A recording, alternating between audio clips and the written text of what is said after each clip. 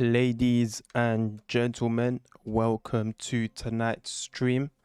We are back with Train Sim World 4. I haven't yet decided if I'm going to run just some regular timetable routes that appear on the journey mode or whether I'm going to hit some scenarios. I did start the Antelope Valley line. I've only done the introduction so far. That's the only scenario I've done.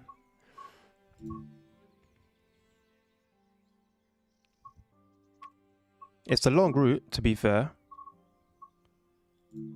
So plenty to do. I'm just wondering if I should leave it for YouTube, basically, and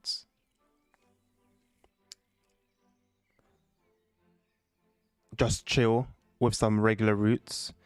Only because if I end up chatting away on stream, I'm going to end up being distracted, as I was quite a bit yesterday.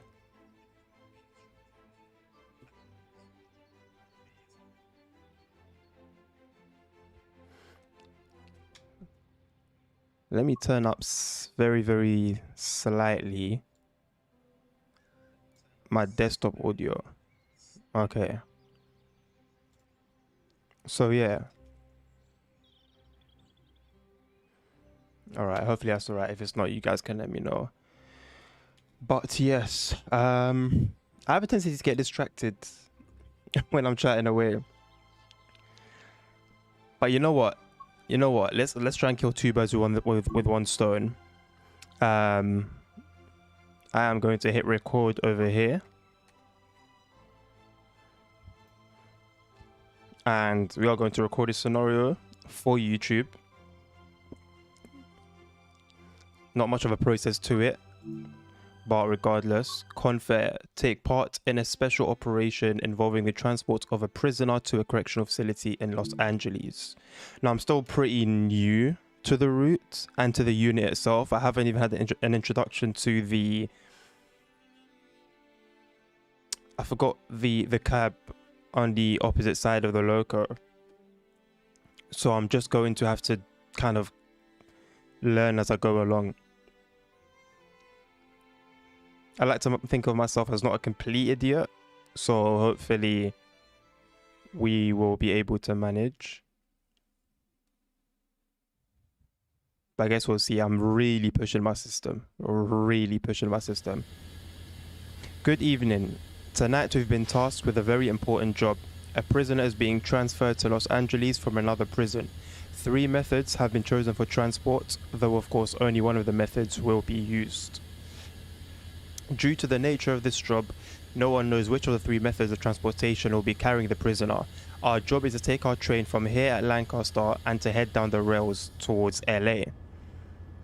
So is it like we could have the prisoner or we may not have the prisoner? Right, let's get a light on first and foremost. Let us, not like that. Let's sort out this as well. So that's a 0.33. Doesn't seem to have done much, unless I missed it. That's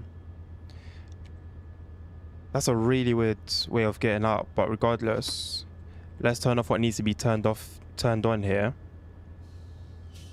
So I'm yet to get accustomed with regards to where everything is.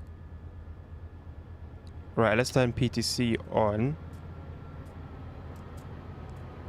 Let's turn ATS on.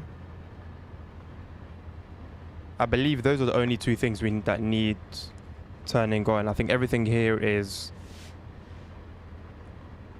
Let's turn number board lights on. Let's turn our step lights on. Front marker lights on.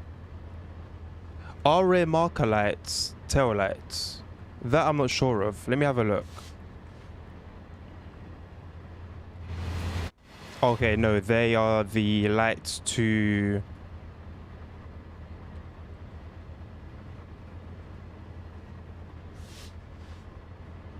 this specific loco.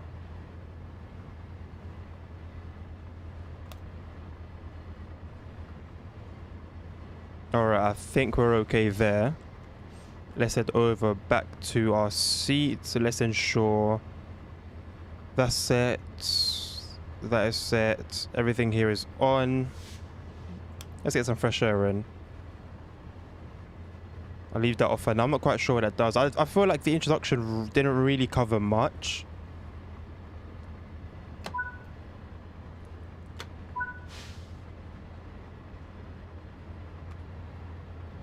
If we are potentially transporting a prisoner, why are we loading...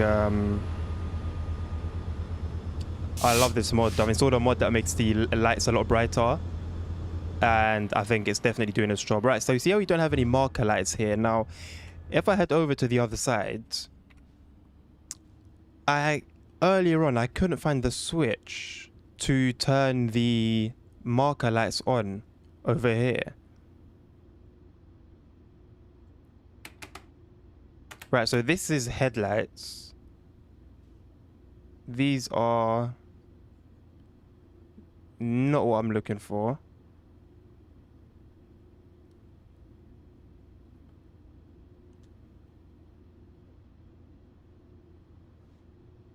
I'm not seeing anything. Could be here.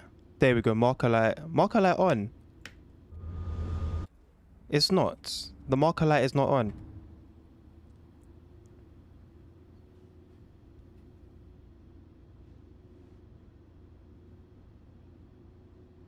If I just step out. Alright, we've got another... We've got 2 layers here. I feel like this is something so simple.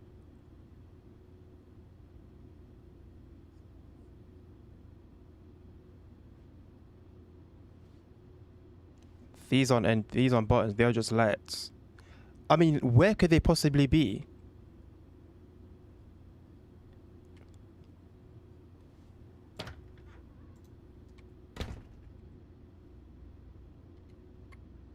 Is there a shortcut?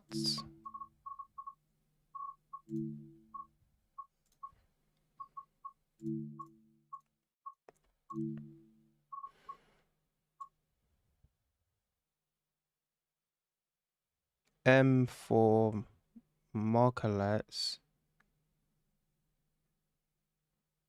No.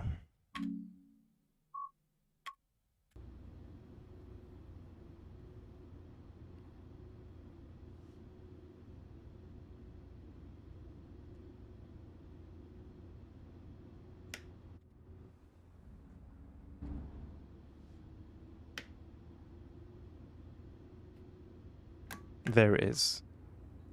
Alright, we finally got there in the end. We finally got there in the end. You know what? Let me restart the run. Because I feel like we lost a lot of time there and I don't know how much that's going to affect the run itself. So I'm going to play it safe. Let's get this turned on. I was meant to... I got this little fan here. And I was meant to charge it. And I forgot. So I hope it's got enough juice to last me as long as I need it to. Right, once again, Confair. Let's get started.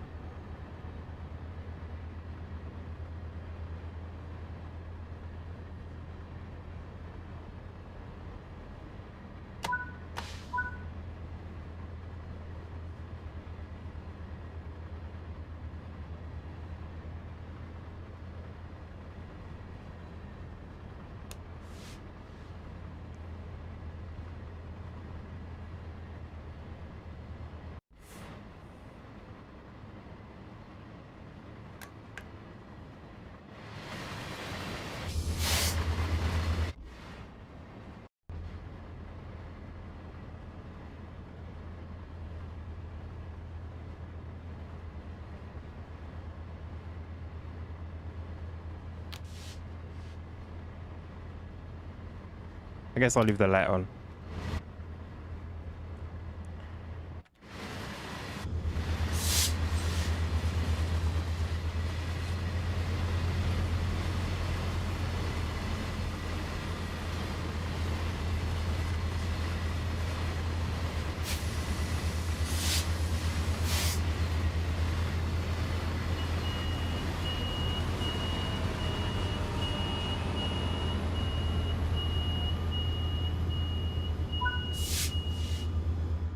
Right, engineer. Everybody is aboard, so we should set off at line speed towards LA. Just a reminder that we are not to exceed speed limits and we should keep a very close eye on the track ahead in case we get sussed out. Am I just not understanding the situation here?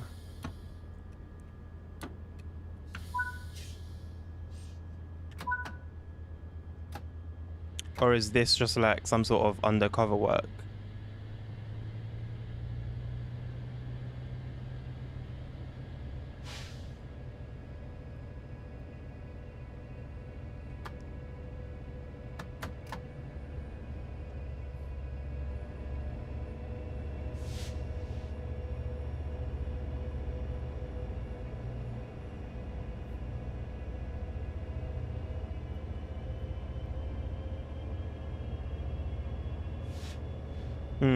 Starting to think this light may be a little too bright.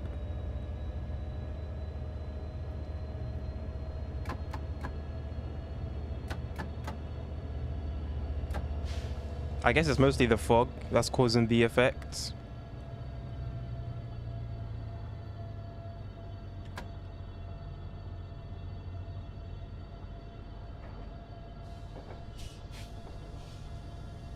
I wish the sounds of crossing over the points was a little louder, if I'm being honest. I also need to remember there's a sign for on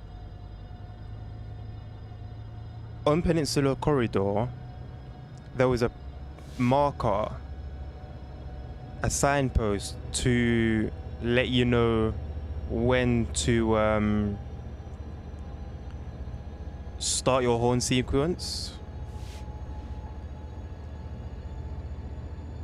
It could be that one. I just don't remember. Is this a little too bright? Should I just go about removing the mod?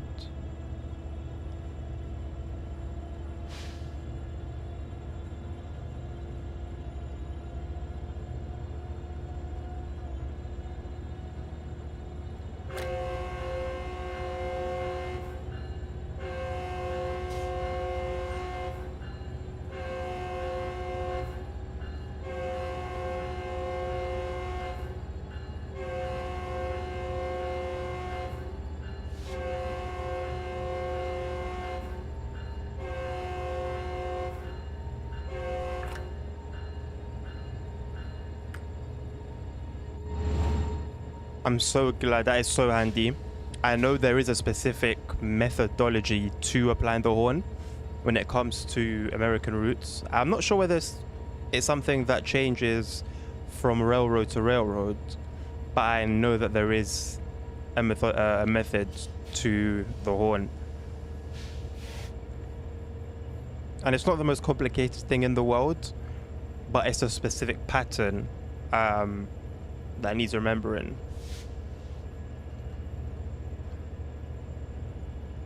Yeah, excuse the stuttering. This is the first time I'm running this route.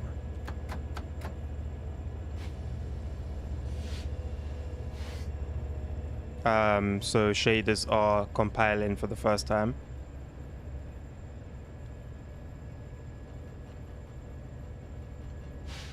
Do we have any sort of form of cruise control? Doesn't seem like it.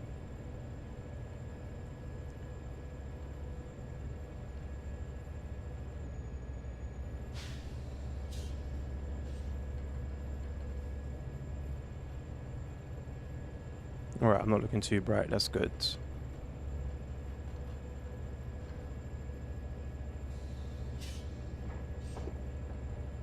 Oops, I must have missed I must have missed a signpost for that crossing. Let's try and keep an eye out.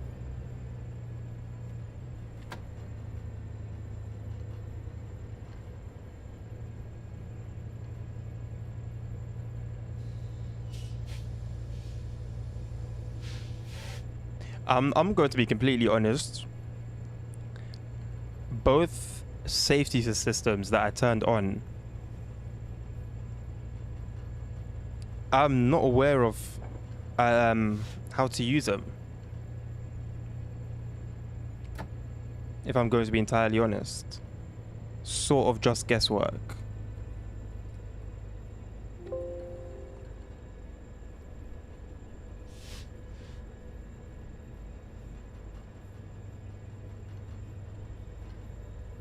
I like the sounds. I'm hearing like loose panels. I'm hearing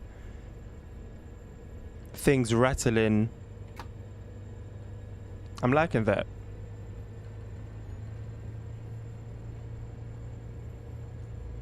I'm not sure what something like the Azuma is like in terms of those details. I mean, it's quite a modern unit, but then so is this, to be fair. Because you don't get any of this on that route. I passed a marker post. I hope it wasn't one where I was meant to trigger the horn.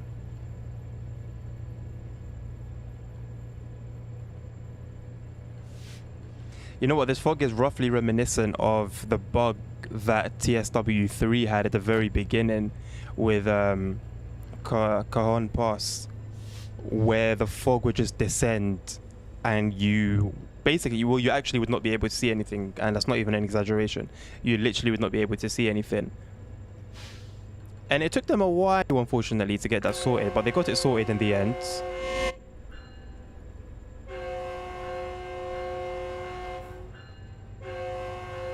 Alright, starting to pay a bit of attention now. Didn't miss that one. Overspeeding just a touch.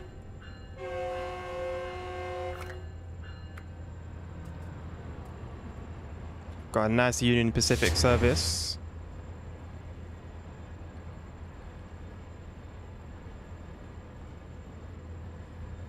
So as far as I'm aware, there's layers featured from both Sherman Hill and Cane Creek.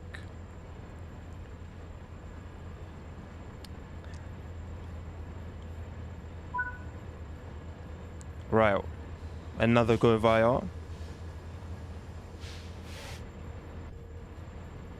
Again, quite a bit of stuttering just due to the fact that this is the first time running the full route. Actually, I don't even believe this is the full route. I think the full run is 2 hours or so. And this is an hour.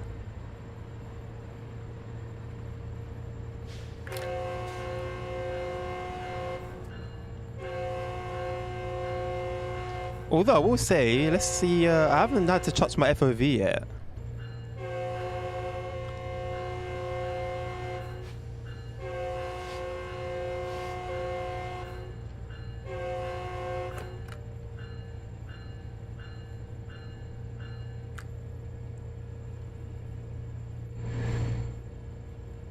Although I feel like I prefer this. Got a little speed restriction coming up.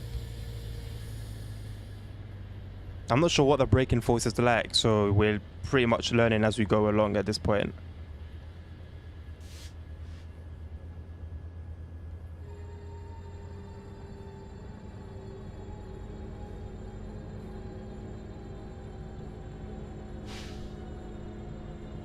We've done a decent job actually of that. We've done a decent job. We're going to enter it a little bit fast, but under control regardless.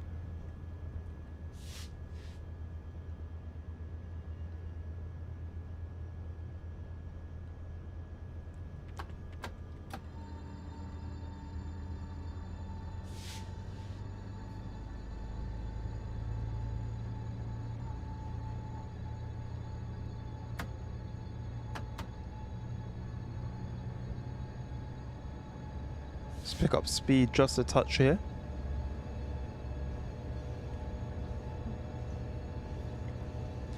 I will say, I'm seeing a lot more stuttering during the shaders being compiled than I did during the East Coast Mainline. But I guess the only real concern would be if the second run and the third run had similar issues. But for now, this was okay.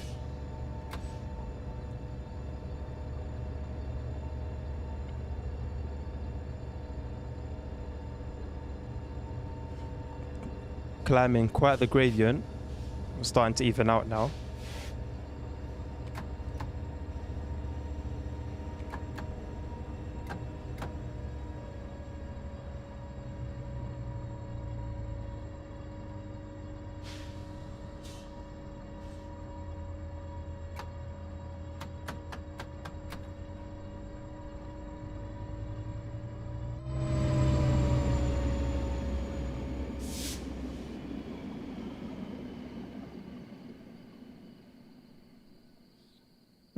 That draw distance is interesting. Even with an INI tweak.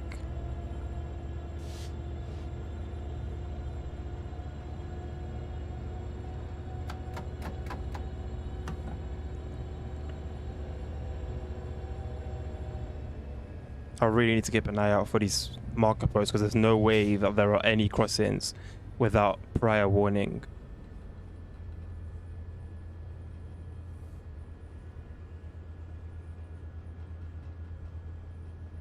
I do love me a big American diesel unit, I'll be honest. I think my favorite will still be EMUs, but you can't go wrong with an American diesel.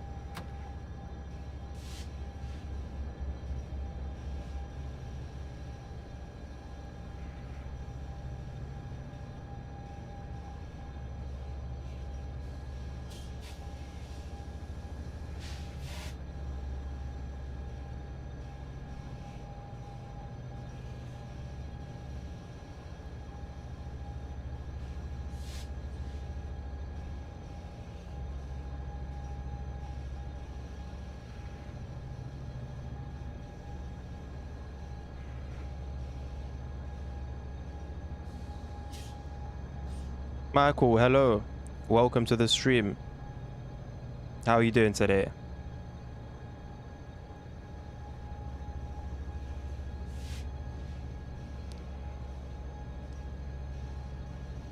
You join us while we're currently running the Antelope Valley line. We are running the first main scenario after the introduction. And I say we're about 20 minutes in or so, 15-20 minutes in, so you haven't missed out on too much.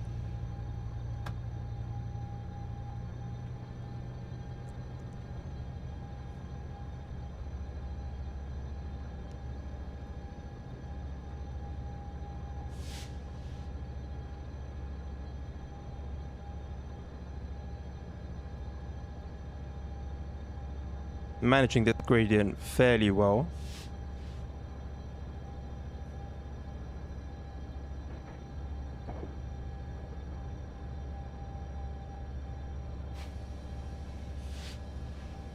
Well, Michael, welcome. Your English is good enough for me to understand you right now, so be confident, my friend. You're doing good.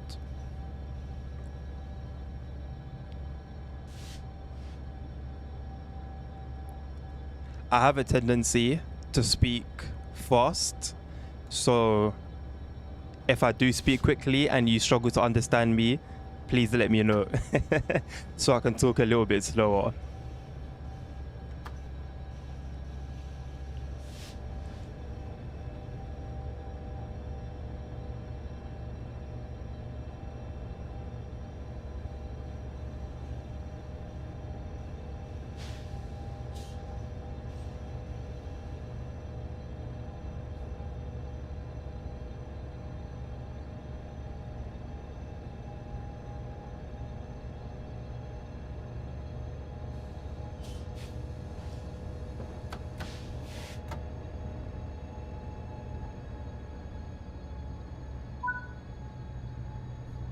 Did you see that, engineer? I was sure I saw a few people close to the track.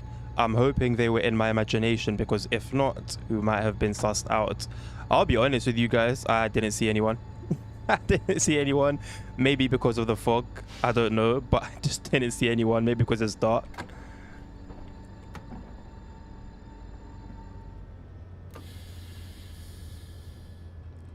We have a gradient, slight one, and we're speeding a little bit, so just easy on the brakes. Going past Vincent Grade. When I speak slowly, you understand better. All right, Michael, I will try.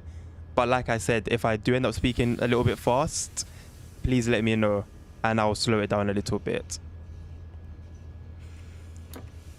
But see, we're doing well. You're doing well. I can understand you. We're having a conversation. Be confident. You're good.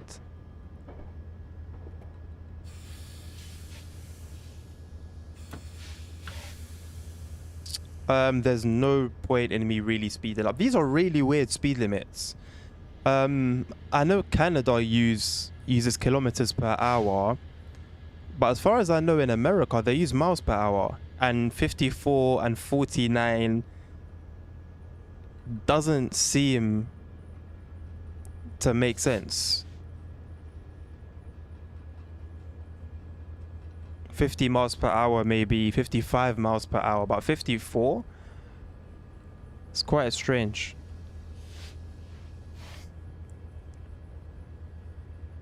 We've got quite a bit until our next go via instruction. I don't know if we will encounter something interesting along the way. I wouldn't be surprised, but for now, it looks like we've got a smooth run for quite a while. So we're chilling. I just realized I'm going to be speeding very hard. Yep. Let's enter suppression. What's going on in this game? So at the very base foundation level, Michael, I'm driving a train. This is an American route called the Antelope Valley Line. And I'm currently running a scenario where I may have a prisoner being transported on my train. And so there's a possibility that we may be ambushed, we may be attacked. I actually don't know. I haven't watched any videos of this run, of this scenario. I haven't seen any information about it on the forums. So I'm coming into this completely clueless as to what's to come. So you and I will find out both what's really going on. But as it looks for now, we're just heading to, where are we heading to? Is LA. I think we're heading to LA, Los Angeles.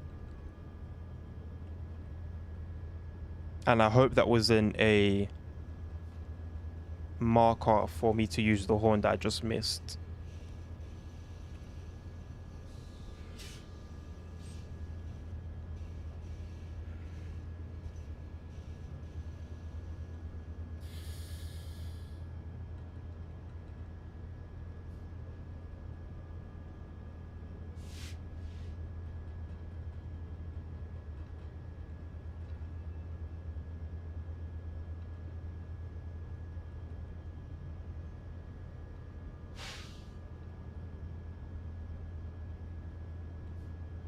All right. Finally, I've caught one.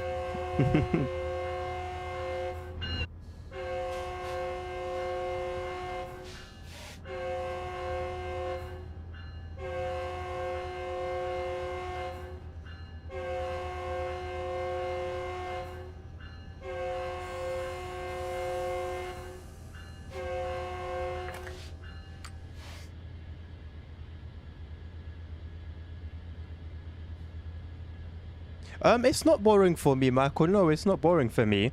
It can be. Sometimes it can be. But I like trains. I love trains. I love driving trains in game. Um, so right now it's not boring for me, but it can be. It depends on how exciting the route is, how fun the route is, how much there is to do. I've always liked simulators. Ones where you drive trucks. Some of them you race cars. Some of them you just drive cars normally. I like that. Check out my channel. A lot of it is boring stuff. Maybe that's why I don't have a lot of subscribers. But it's what I like. It's what I like, so I stick to it.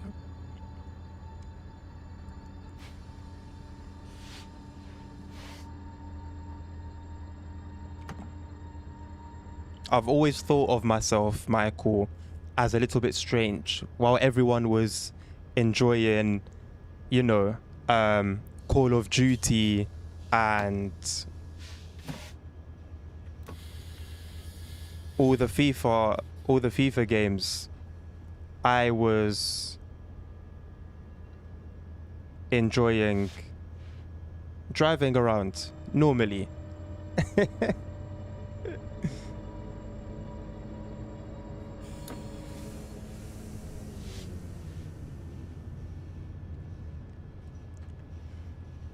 But I do understand if it's boring for people, I definitely understand. This isn't for everyone. It's not for everyone.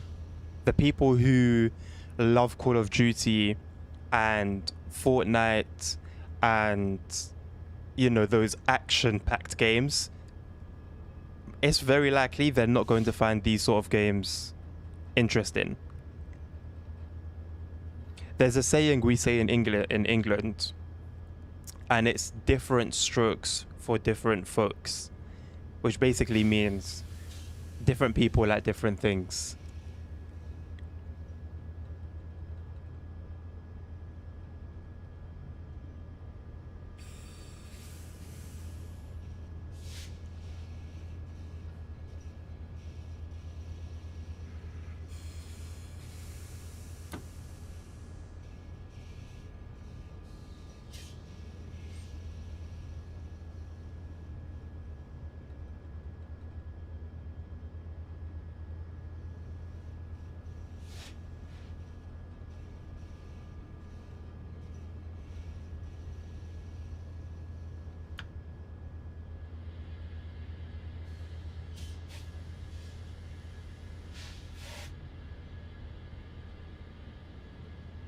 Oh well, Michael, it's pretty late there then. You guys are 1 hour in front of us. I completely understand, my friend. Michael, thank you so much. I hope I'm saying your name right. Is it Mikhail or is it Michael? I'm sorry if I've been saying it wrong. But thank you for stopping by. It's been nice chatting with you. Have a good night. And you're more than welcome to come again and say hello whenever I'm next streaming.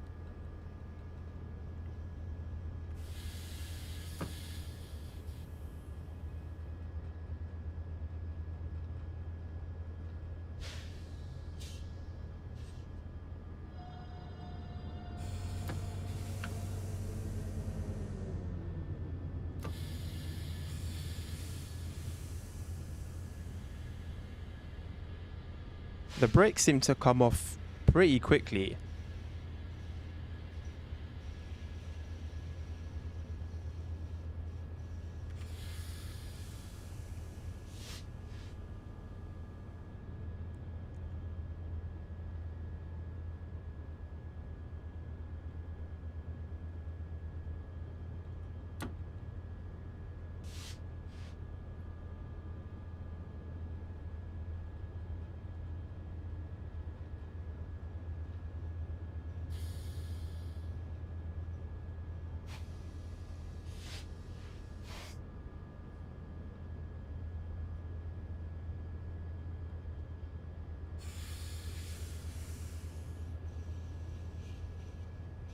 Yes, Northern. Yes, Norfolk Southern SD70 ACE.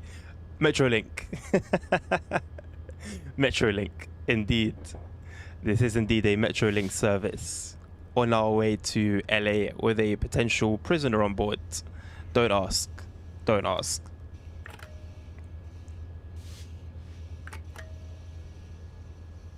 Our button doesn't work anymore.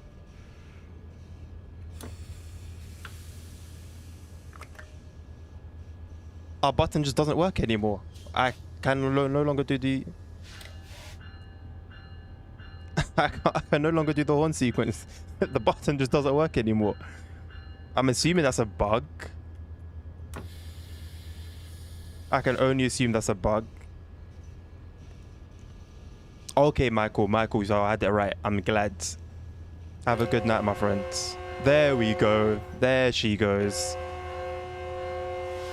Just a little bit late. Just a little bit late. Enough that if there was any danger on the level crossing, it would have been too late. I don't know why there was such a delay. Well, we need it again anyway. I don't know what's going on with it. There's a big delay. You're waiting at the station. In game? If so, then I guess I'll see you very soon, Norfolk.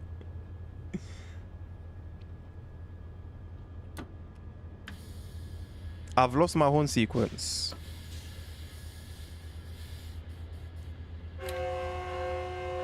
There we go. A little bit late again. But she's trying. She's trying.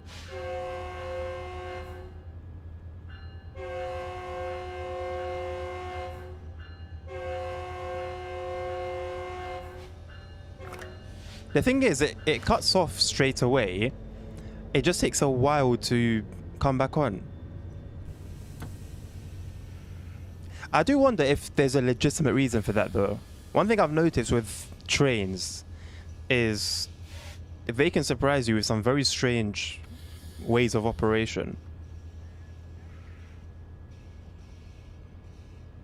I just heard the movie being filmed. I just heard and action. But we can't see anything with this fog, so whether I heard right or I feel like I'm just hearing things, we will not know right now.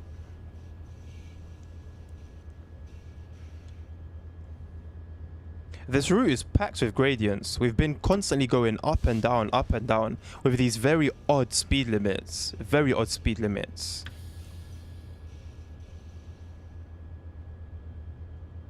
And I can only assume,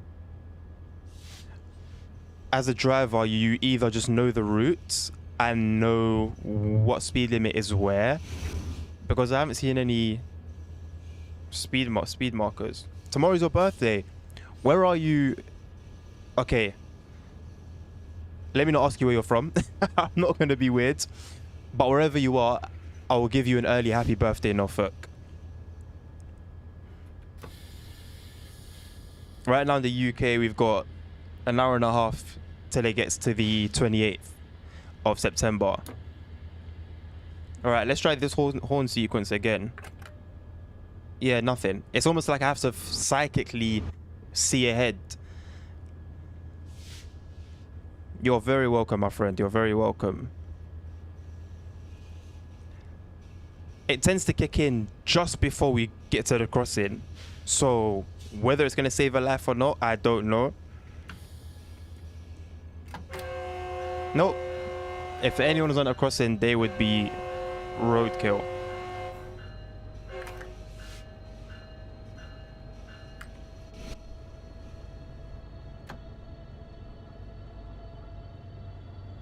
The thing is, not only are the speed limits weird, like again, we've got 29.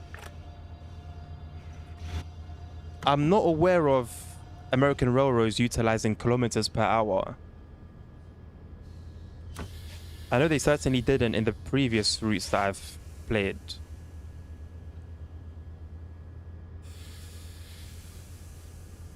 We're going to have to be a little heavier on the brakes.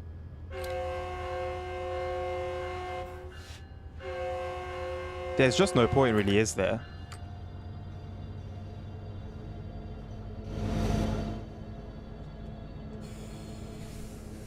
Again, I really wish there was a way to reset the camera. It gets boring very quickly having to change the view completely.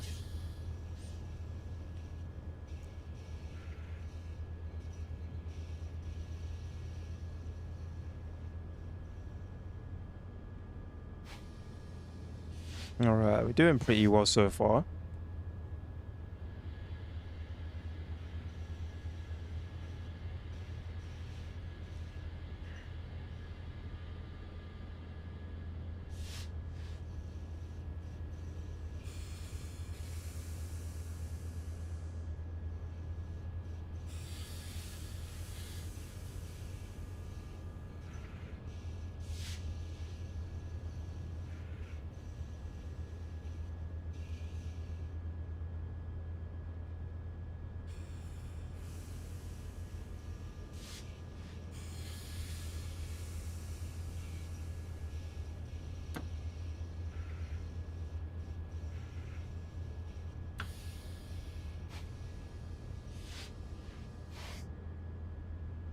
I mean, for doing a route almost blind with a glitched horn sequence button, I think we're not doing too badly.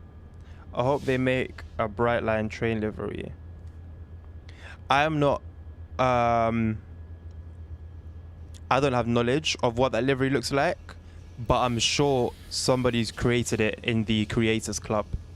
I know there's been some issues with Creators Club recently, but I believe if they've started to fix those problems for the Brightline shaped train. Is this the Brightline shaped train? Sorry, I'm not familiar with American trains that aren't in game. Train Sim World is like my only sort of magnifying glass into the American train world.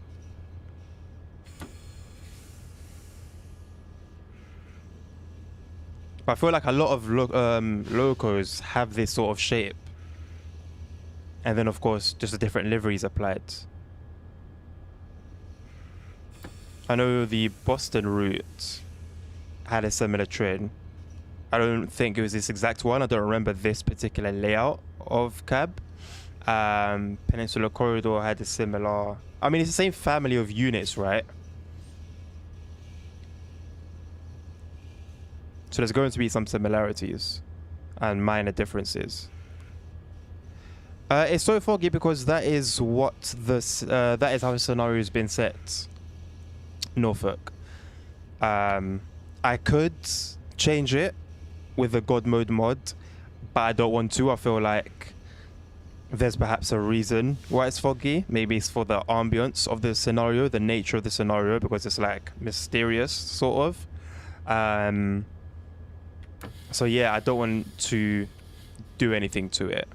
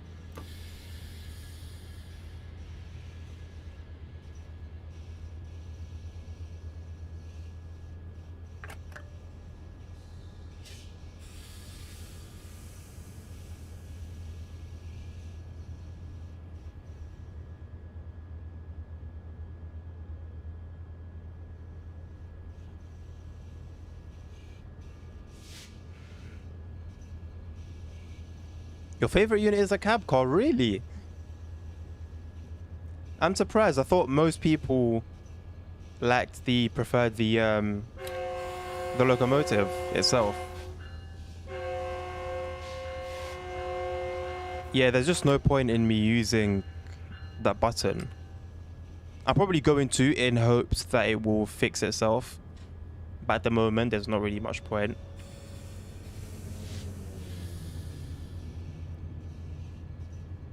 I was just saying earlier, yeah, they're shooting movies around. I can hear it. I don't know if it's coming across on stream. Oh,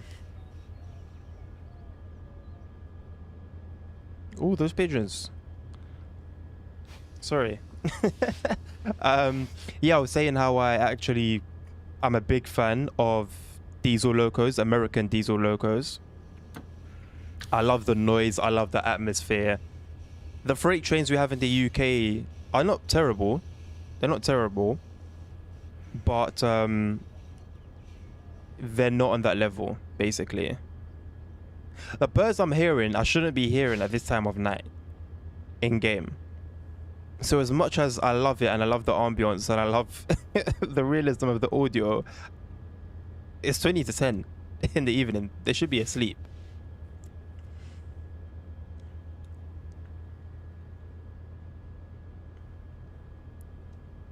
Norfolk, I don't know if you're like role playing in this current route or if you're actually at a station in real life right now.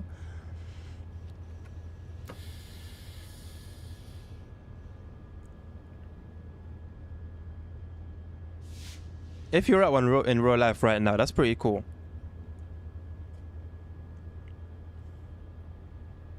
Okay, cool. Either way, it's cool. I don't think it's my train though. I don't think I'm anywhere near a station right now. I could be. I don't know. I'm not. This is my first time running this route, so I absolutely could be, or I might not be. So you let me know. How about that? You let me know, Norfolk.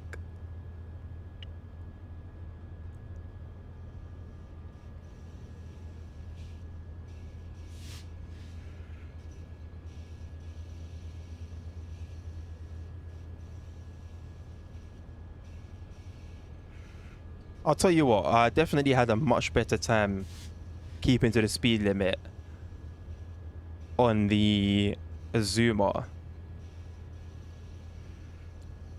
But I like a challenge. I think it's just the constant gradient changes that are biting me up the backside.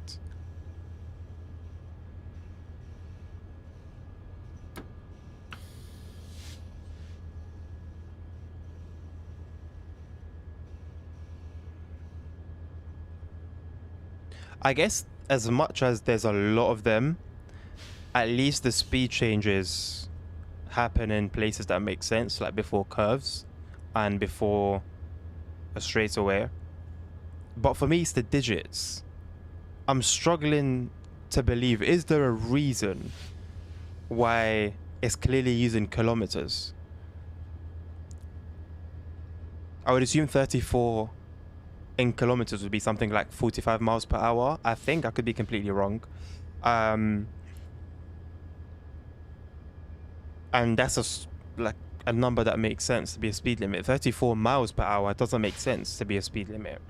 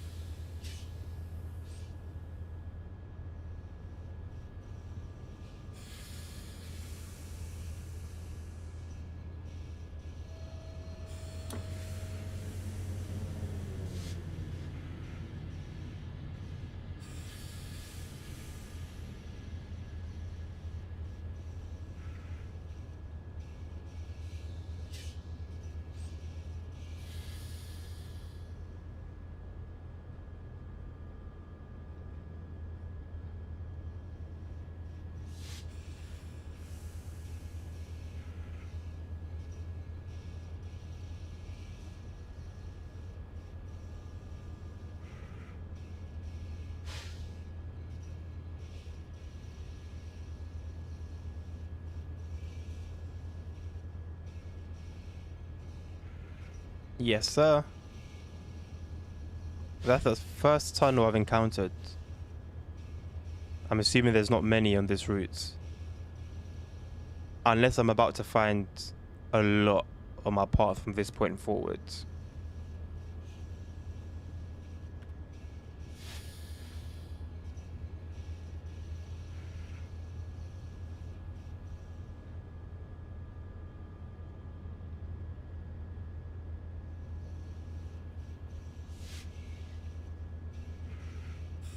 Here's another one. They seem very tight. Very tight.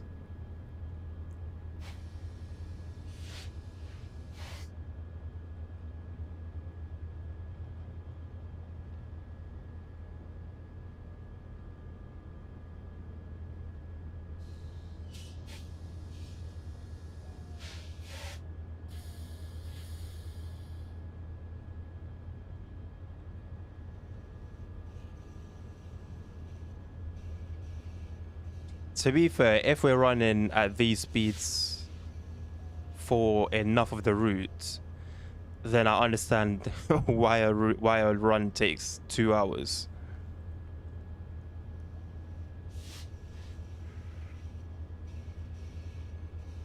There is a derail feature, Norfolk. Your train can derail.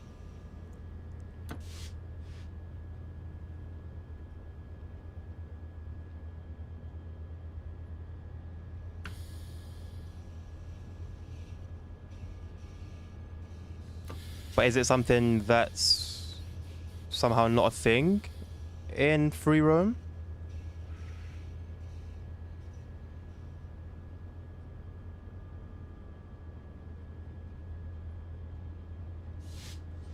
There was a bug for a while, especially on the steam routes, if I remember correctly, where trains would just derail.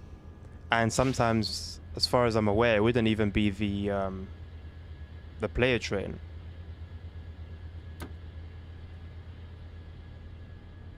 Oh, okay. So you mean a feature where you derail and stay in game, basically? I guess that would be cool. It would be cool. Then you can create like an accident scenario where the train in front of you is crashed and you route yourself with another train around it. That would be cool. I won't lie. That would actually be a really cool thing. Why don't you put it on the suggestions part of the forum? Maybe the developers will pick up on it.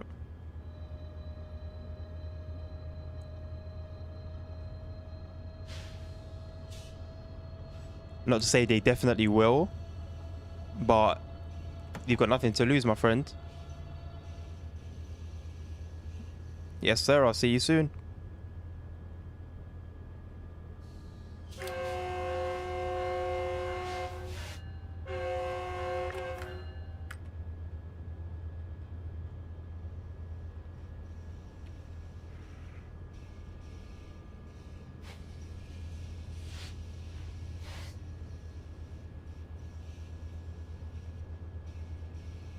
Finally, somewhat closing in on Vista Canyon.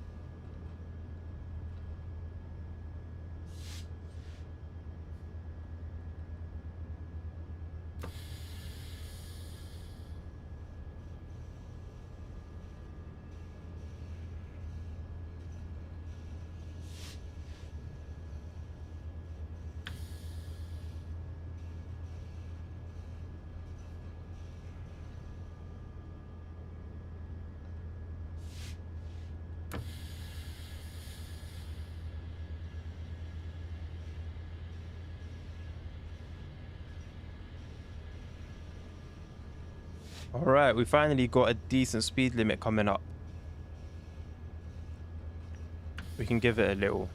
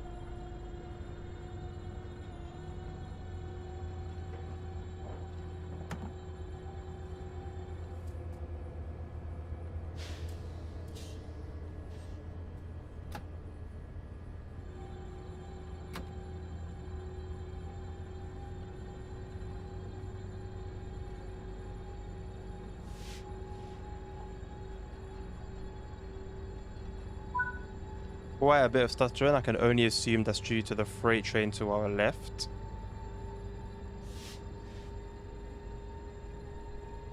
Or it could have been the station, actually.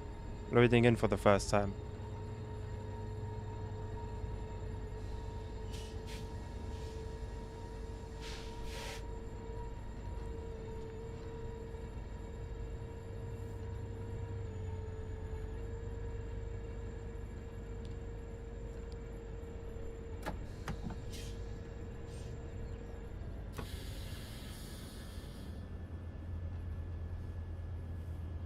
Holy moly, that's a long train. And it just keeps on going. Wow.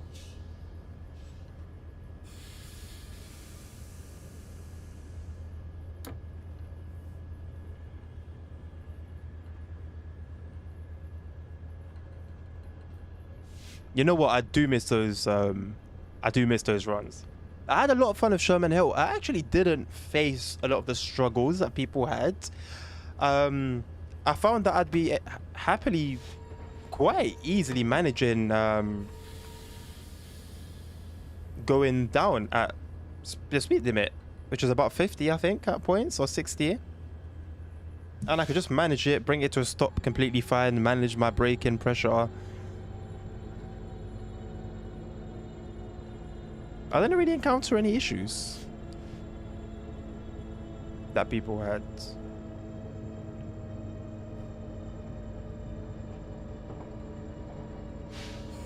Dare I say, I think we're finding our way with the brakes pretty well for a first run. So now it's just a matter of... Here we go. There, again, more people close to the tracks. I definitely wasn't imagining those people. Something isn't right here. I just saw people at a station. I don't think that's an issue. I think our friend here might be a little paranoid. I didn't notice anyone on the tracks. Again, it's very foggy, so perhaps they're outside my line of sight. But the timing was a bit... We just went past the station. There were people at a station because it's a station. It's not too late in the evening for that. I don't understand his concern. Alright, we've got a yellow. Let's be a little more alert here.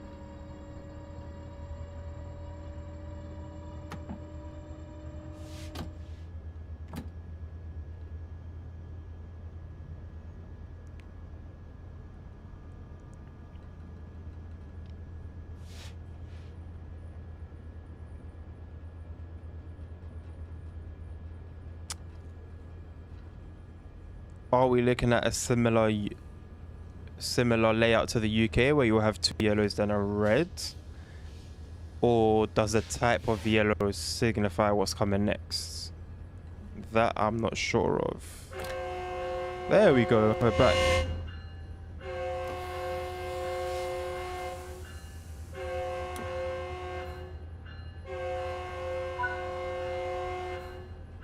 More people by the tracks. I think we have almost certainly been sussed out.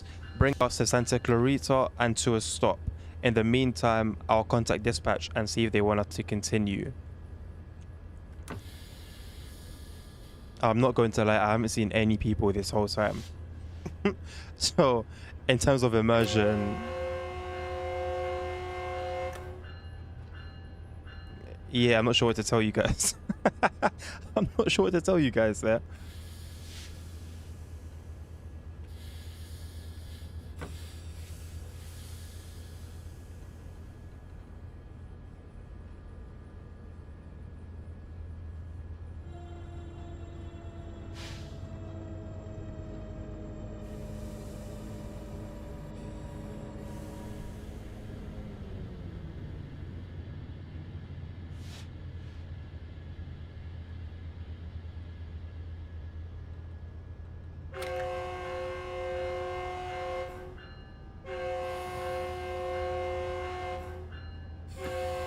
Oh, it's stopping quite soon.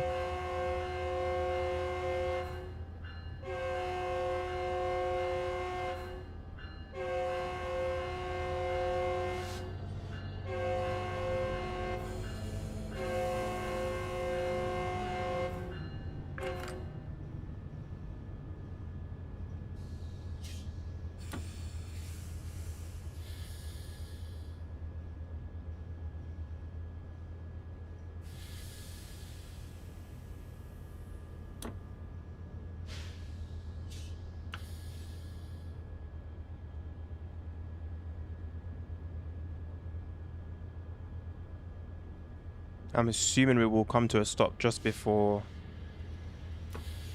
the signal. Or the 13 miles an hour speed change.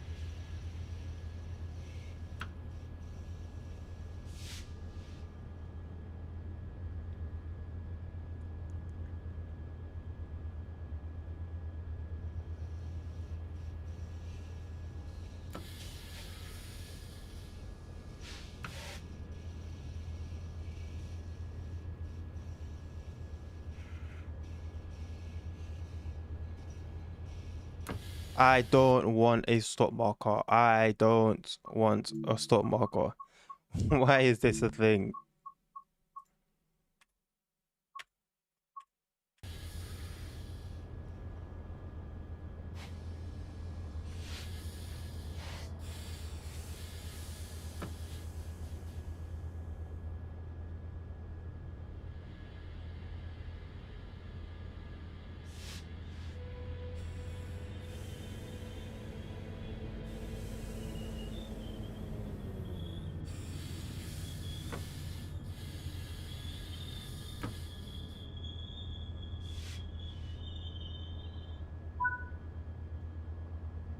Okay, engineer. We are to offload the prison staff and police here. Onward transport has been arranged from here to LA.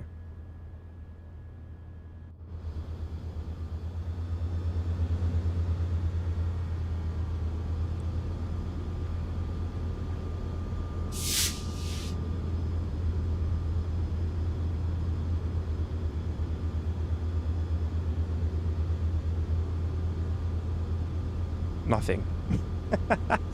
Nothing. I think I saw one person get off at the back, but it just seemed like one person. Are we not in service? Are we like a special service? No, we're just bound for Santa Clarita.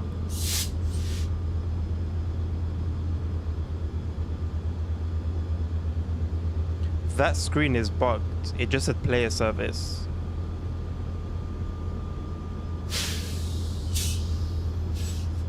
Okay, we do have a not in service. Fair enough. Wait, are we at Santa Clarita? Am I bugging out?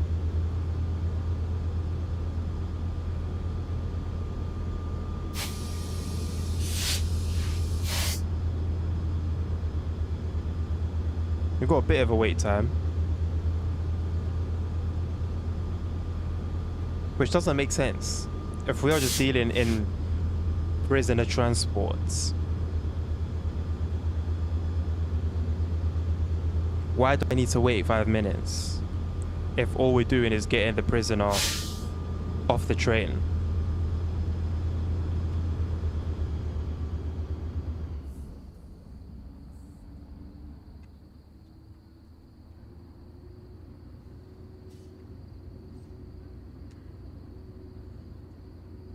I'm certain I saw one person get off, and that was that. It's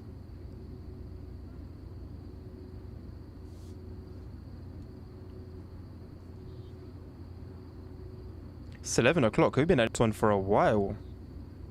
When did I start? 9 something? I'm pretty sure this route was only timed for an hour. But we've hit that quite a while ago.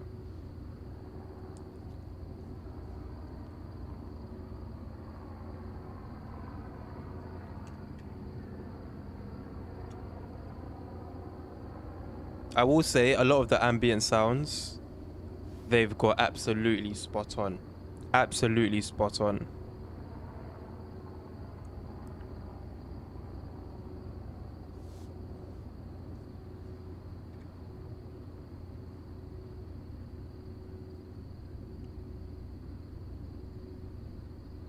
While we wait for that.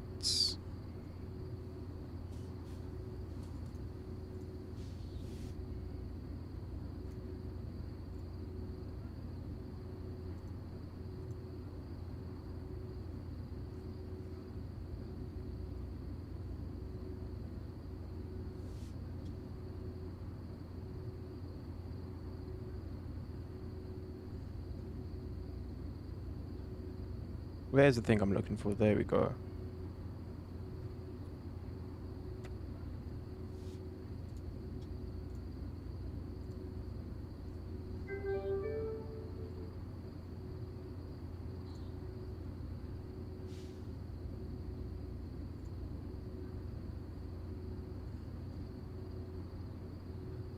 I don't know what that audio was.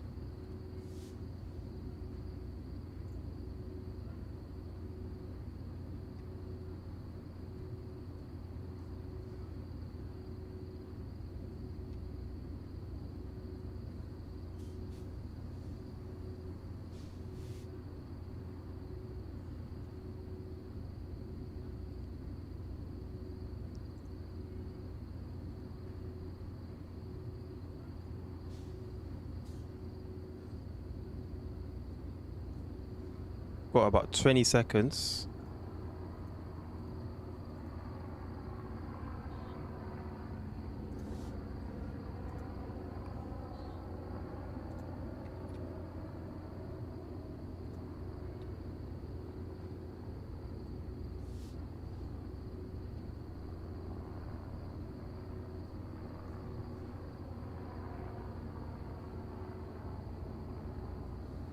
Okay, I'm good to go. Let's go. Right.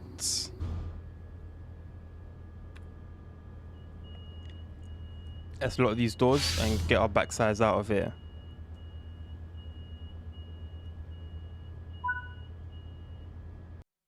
Oh, that's it. Alright, this is what I have an issue with. If that was the end of the run anyway,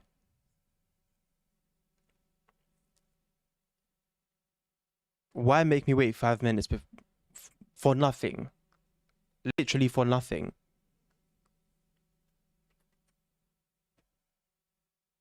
What was the point in making me wait? I've had an issue with that since Train Sim World 3. If it's the end of the route, end the route. Aside from that, I thought it was a pretty decent route. The fog was a bit annoying, but I guess if they wanted to shroud the whole thing in mystery, kind of makes sense.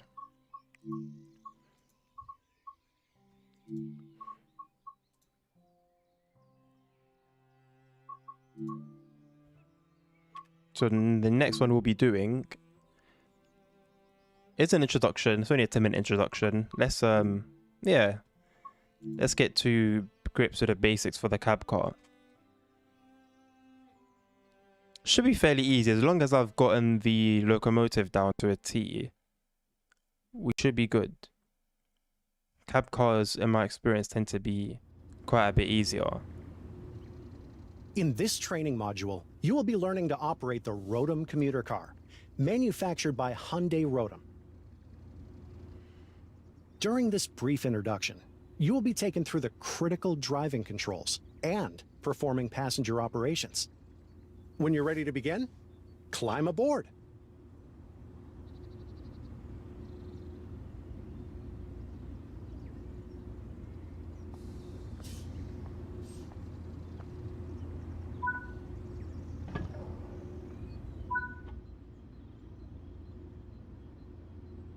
Can't I close the doors?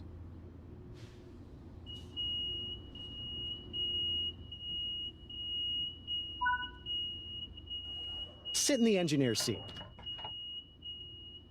You know what? I didn't even notice they sit up here. This is cool. This is pretty You'll sick. now go through the steps needed to take over this train. Okay. You will need to set the generator field switch. This needs to be enabled for the locomotive to generate power. Very well.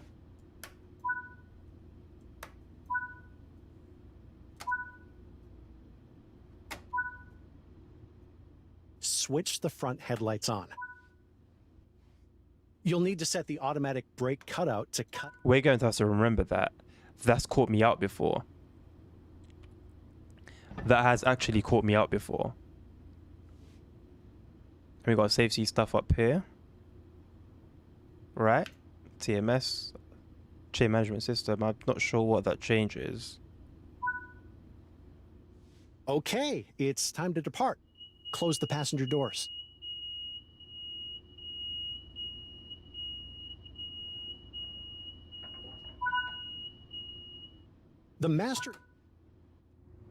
The automatic brakes are controlled with their own handle, but will blend the dynamic brakes and air brakes. The air brakes will apply braking force to every car in this formation. Now, release the brakes.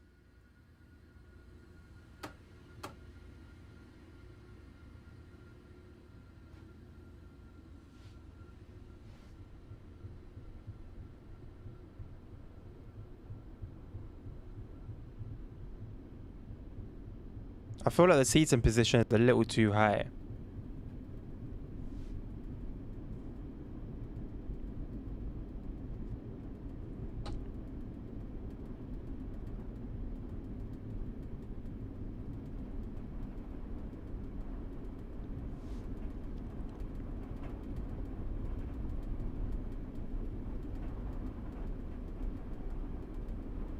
I would say I'm a big fan of the cab sounds.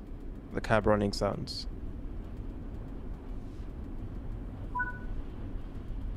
Coasting is a method used to efficiently maintain speed and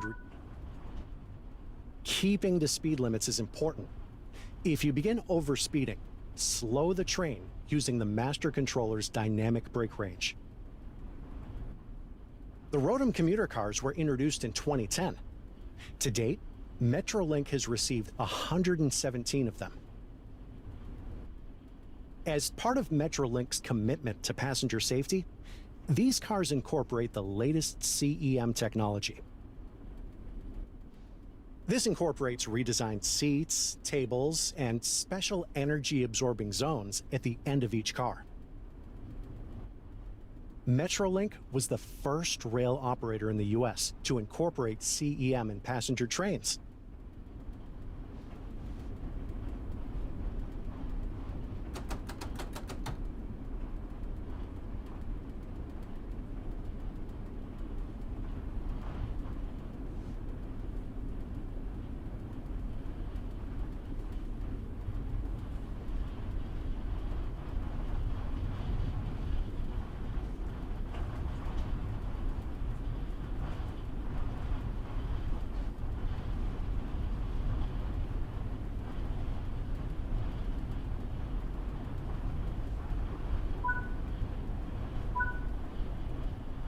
Cab cars like this one allow a locomotive to be operated remotely from the other end of the formation, preventing the need for runarounds or additional locomotives.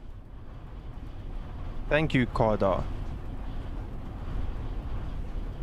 This is the Antelope Valley line. Sorry it took me a while to get back to you.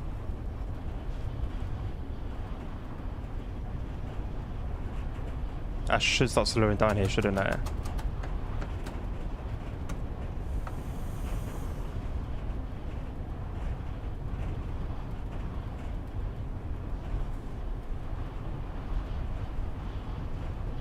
Alright, that hasn't worked out at all.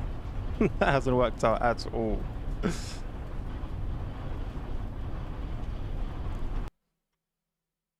Goodness me. Let me work this out. There we go. We're good.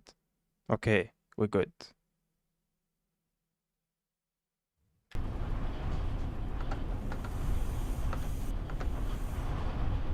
Let's go heavy on the brakes.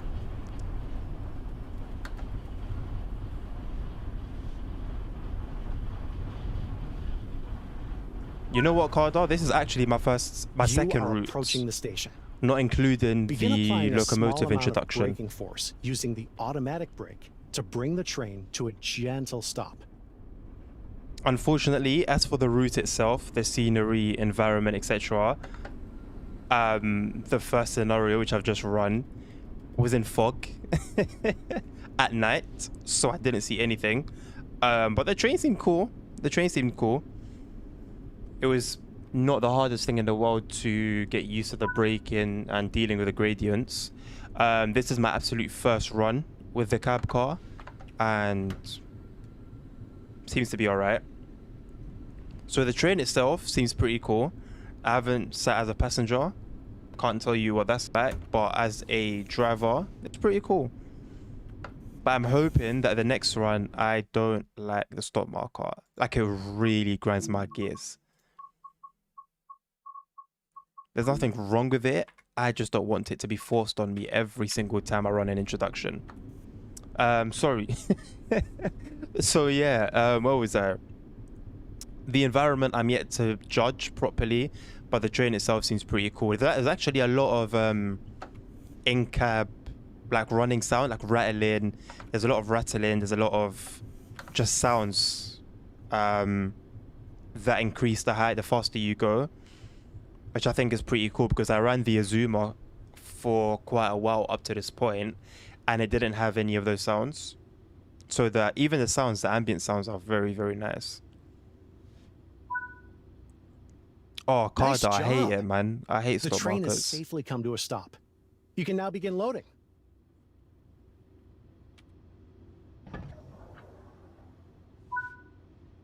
You know what? I don't want to be a hypocrite. I don't want to be a hypocrite. I don't want to be a hypocrite. I poo on stop markers, but I Good use work. objective markers. That concludes at all times. the basics of operating this train. At times. You know what? I'm very careful. I'm going to be careful here.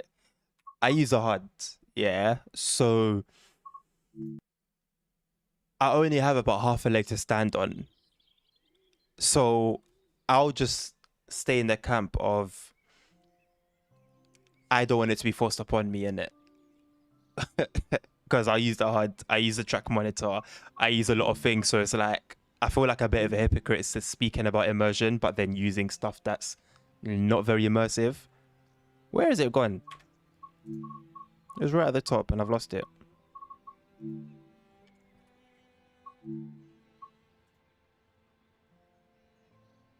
Yeah, the thing is with me, Cardar, I don't know what it's like for, with you, but for me, I just don't have the time to learn the trains to such an extent that I can know how much brake I've applied without having it there in front of me. Or even something like the gradient. I need to know my gradient, because if I finally learn how a train operates, how it accelerates, how it brakes, and then all of a sudden the train acts differently and I don't know why, There's only so much I can do. Something like Euro Truck, for example, Euro Truck Simulator, I do that without a HUD, but I can't do it with trains. I just can't. Let's jump into another scenario. I've got my recorder going, so YouTube's going to have a bit of fun with this one, hopefully. Home at the depot. It's an hour and a half, so a pretty lengthy one. Take over services as they enter the yard and follow the instructions you are given regarding each service. Okay. So this looks like it's going to be pretty... I don't want to say action-packed, but it looks like we're going to be taking care of quite a few services, meaning should I enable manual... Actually, I will enable manual switching because I've got that off at the moment. Good afternoon, engineer, and welcome to your first day on the job. My name is Clark Smith, and I'll be guiding you through your duties today. It's not a glamorous job today, but it should get you used to the locomotive, the cab car, and the depot. First things first, engineer, climb up into the cab of the loco when it arrives and get it set up, before proceeding towards the head shunt. Follow all the instructions you are given, and remember the switches in this yard are all manually controlled. We will be stabling this locomotive in storage track 1. First things first, then let me turn off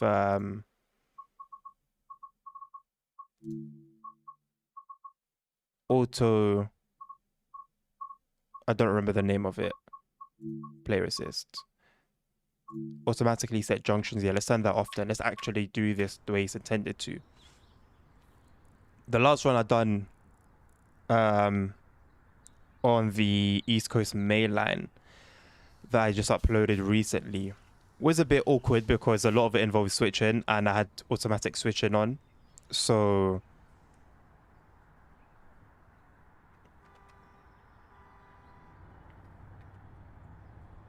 a lot of it was done for me, whereby I don't think that was the intention. It was not the intention. It's not, I don't think. It was not the intention.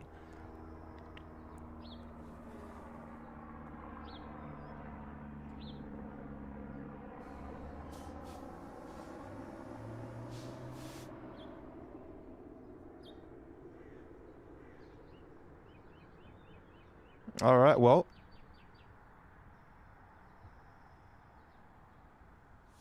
I guess you are just to hold tight. The train is arriving slowly.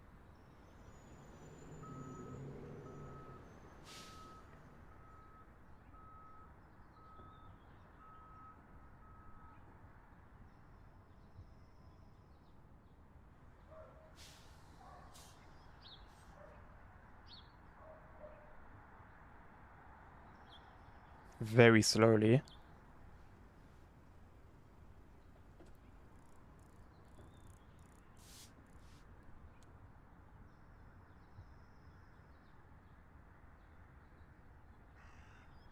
Really slowly.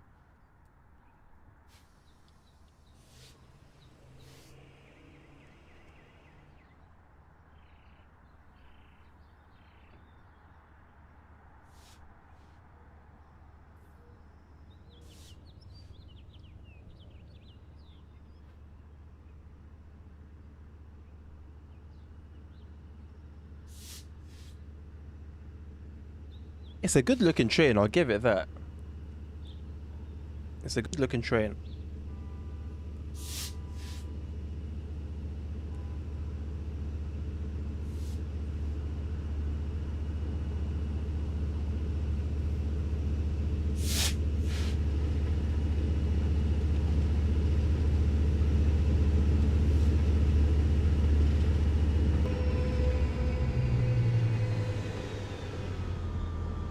Here we go.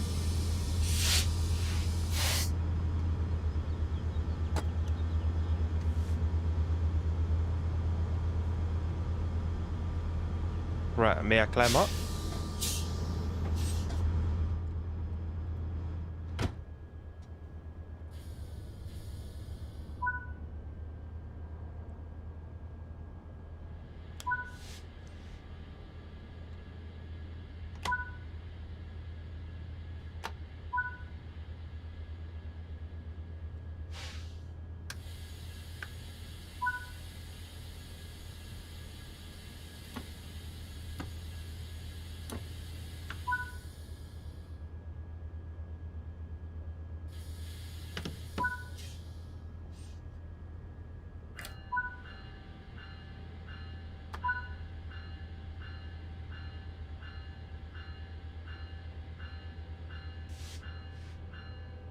The game looks stunny.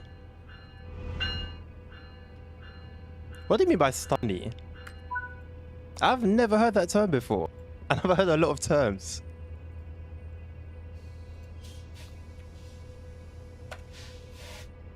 There we go. Whoops. Speeding just a touch. Done plenty of that today. The familiar US Bell, the classic.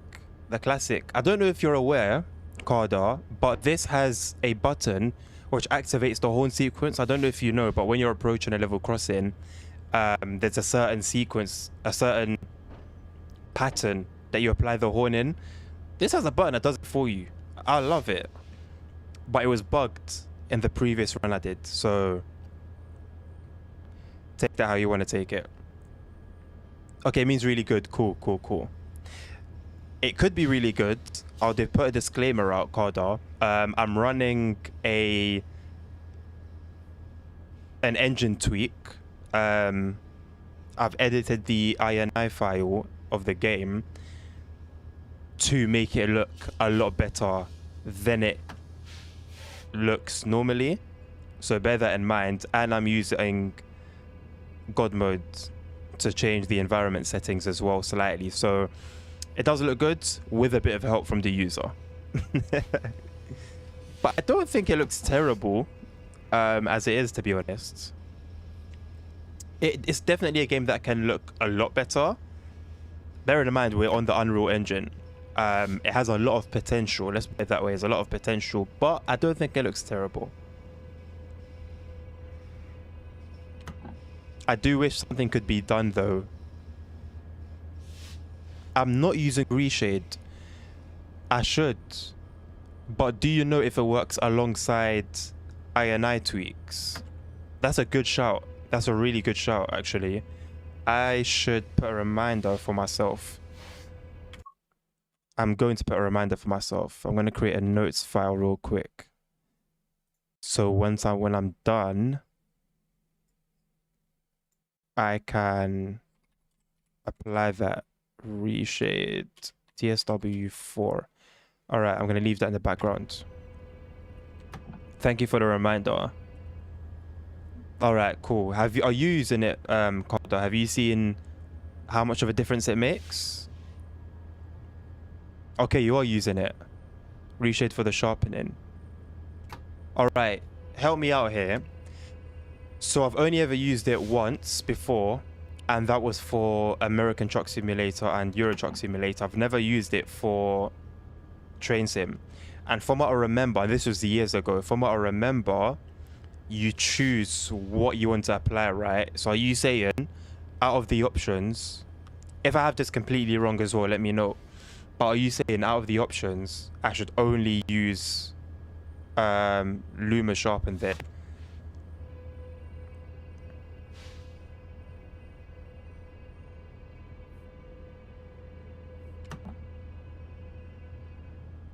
I like this. What's this? It just looks like scaffolding, but I'm assuming it's got a purpose. Oh. It looks like what they use in shipping docks. I'm assuming it's something similar, right? 1.2 for Lumen Sharpen and 0.32 for Adaptive Sharpen. I'm going to screenshot that. I've got my chat up on the phone. So I've screenshotted that. Thank you. I'm going to keep that information.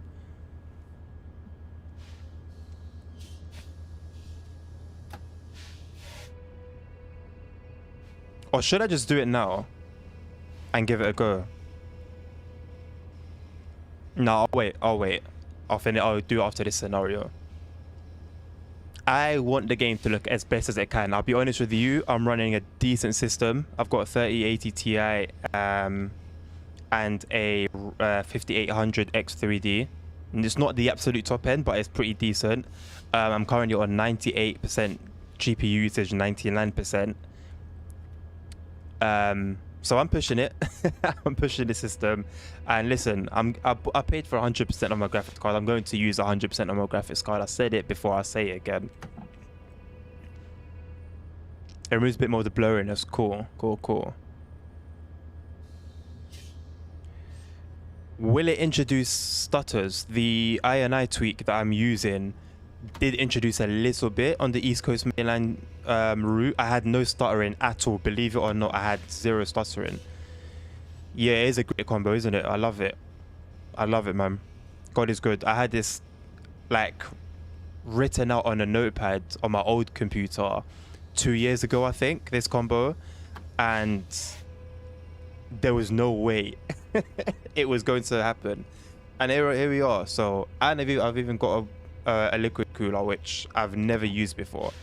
So yeah, I'm in love. I'm in love with my system. I'm a tinkerer, and so the state of my system right now is ludicrous.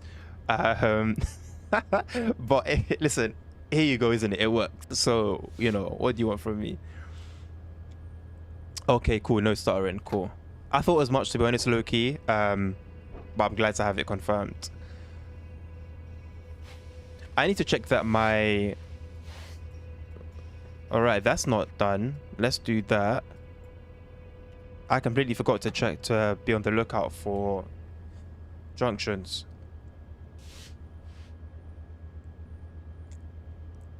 The way you've put lucky in quotation marks makes me feel like I shouldn't ask. I'm tempted, but I won't. But lucky you. I'll put it that way. Lucky you. I'll leave it at that. What's your monitor? I've currently got 4K, but it's only at 60 hertz. So I'm thinking to myself, either I wait for the time when high refresh rate 4K monitors are a thing, or I'm contemplating stepping down to 2K 1440p, but high refresh rate. But then I don't have a reason to change my monitor, and I feel like it would just be a waste of money at this point. 75 hertz. Okay, cool. Cool. Apparently, it seems like every step from 60 hertz is noticeable.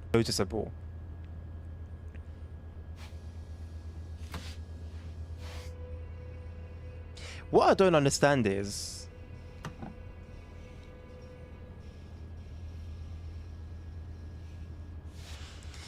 Yeah, I think DLSS for now is still maturing. I know they've just released 3.5, but it's software that's it's maturing. It's gonna take some time. I use it on Red Dead 2. I was using it on The Witcher, and on Red Dead, wherever there's hair involved, it's really noticeable. And that's why I think to myself, I'd probably be better off with a 1440p monitor, because then I wouldn't need to use DLSS to maintain a certain refresh rate. But then it's a never-ending argument, is it? Because then, would I be able to hit, for example, 144 frames if I get 144 hertz monitor? Probably not. Not at completely maxed out settings anyway. I feel like DLSS, as long as you haven't got, like this fencing, for example, on the left, if you haven't got something like that, if you haven't got hair on characters, if you haven't got a lot of foliage, you could probably get away with it. But if... You know what? I feel like it's one of those things where if your eye is trained for it, it will bug you the hell out. Like, for example... If you've played on 30 hertz or 30 FPS all your life, you'll be completely fine with it. But the second you try a high refresh rate monitor, you will never look at 30 frames the same again. And I feel like it's the whole ignorance is bliss thing. As long as you don't know exactly where to look for the effect of DLSS, you'll be alright.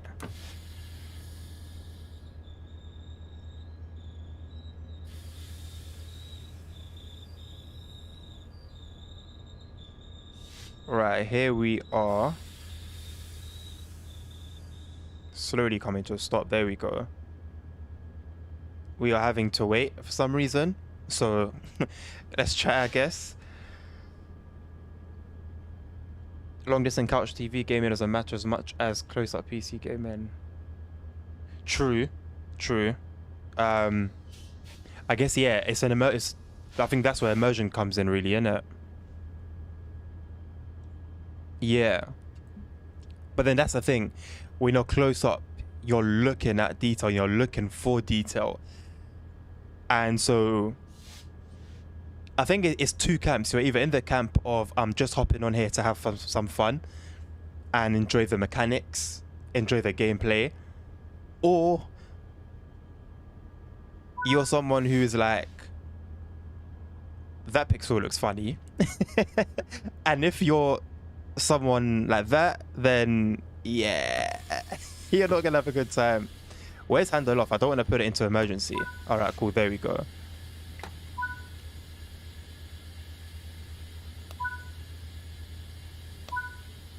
So I guess we're going to run around to the cab car.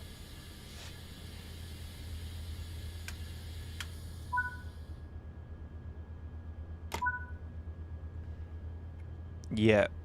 All right, let's step out. I love the fact that your character actually steps down. I can't close the door. I feel like a midget. I can't close the door. I know what I'm going to try and do, actually. Let's try this. There we go.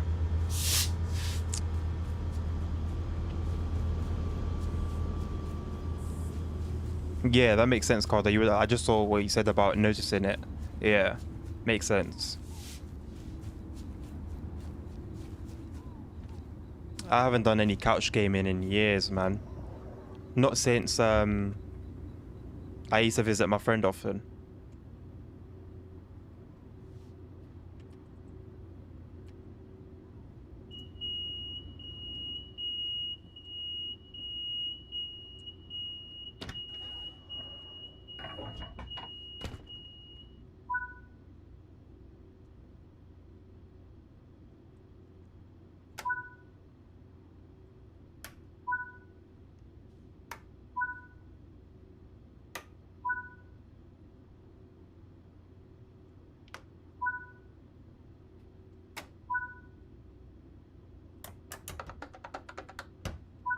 Oh, that sounded good. Was that just me? That sounded good. Why did that sound so satisfying? Have we even got our headlights on?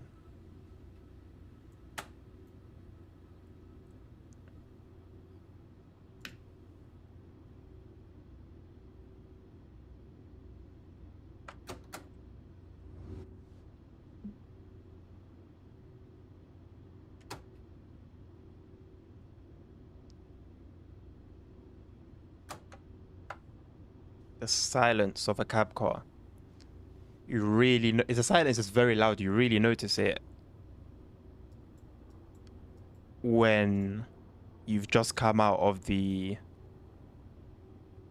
loco. Just making sure my junctions are in place here.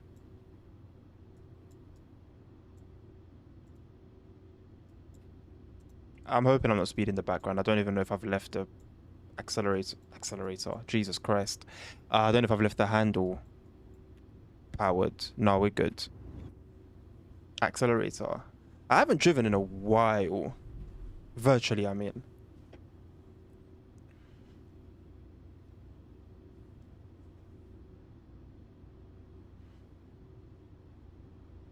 Yeah, it's when I do these speed limits and I'm at them for a while that I understand why the run itself takes 2 hours. Why this scenario is going to take an hour and a half. Now it makes sense when we're crawling at 5 miles per hour. And I still don't get why the speed limits, some seem to be in kilometers and some seem to be in miles.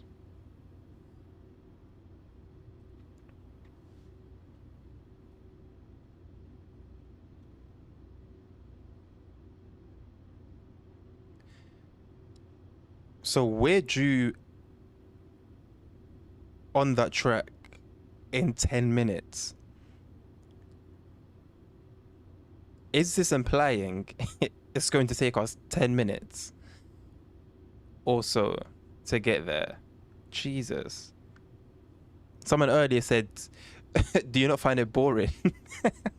And I said, I understand you. This is why I understand. If you don't like trains, if you're not into this sort of thing, yeah, it's not like the truck simulators where they're able to like grab your attention being a regular Joe.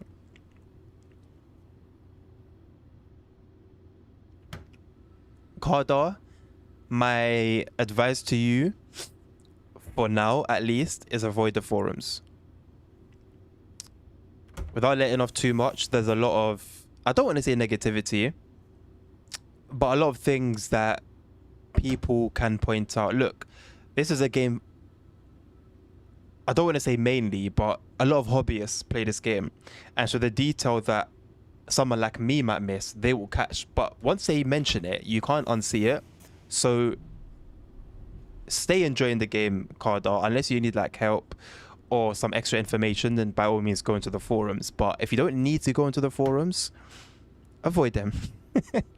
just my 2 cents. Avoid them. But I'll always be honest.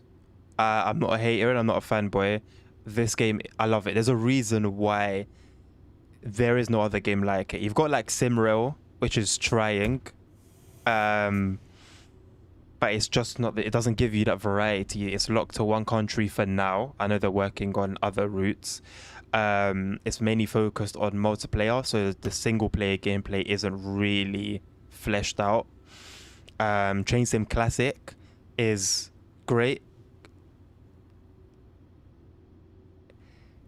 but you haven't got timetable modes. You can't get out and walk around.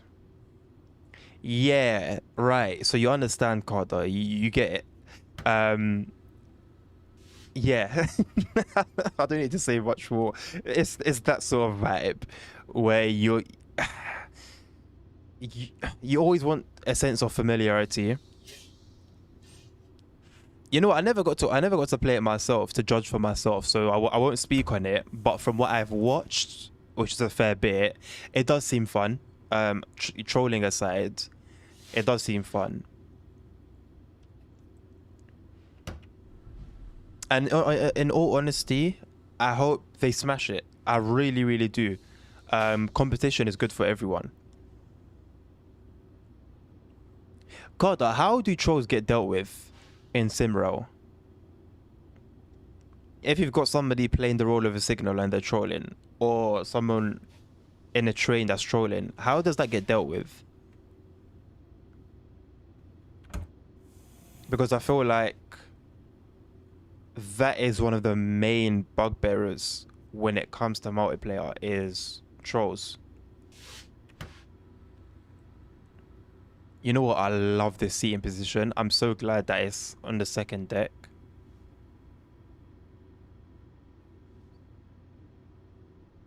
Okay, so what if somebody's got a train and they've got green signals, but they're just stood there blocking the path? What happens to them? Do you just have to deal with it, like wait for them, or leave and join another server? Or is there a way to get rid of them? Or are there like the equivalent of admins on the servers?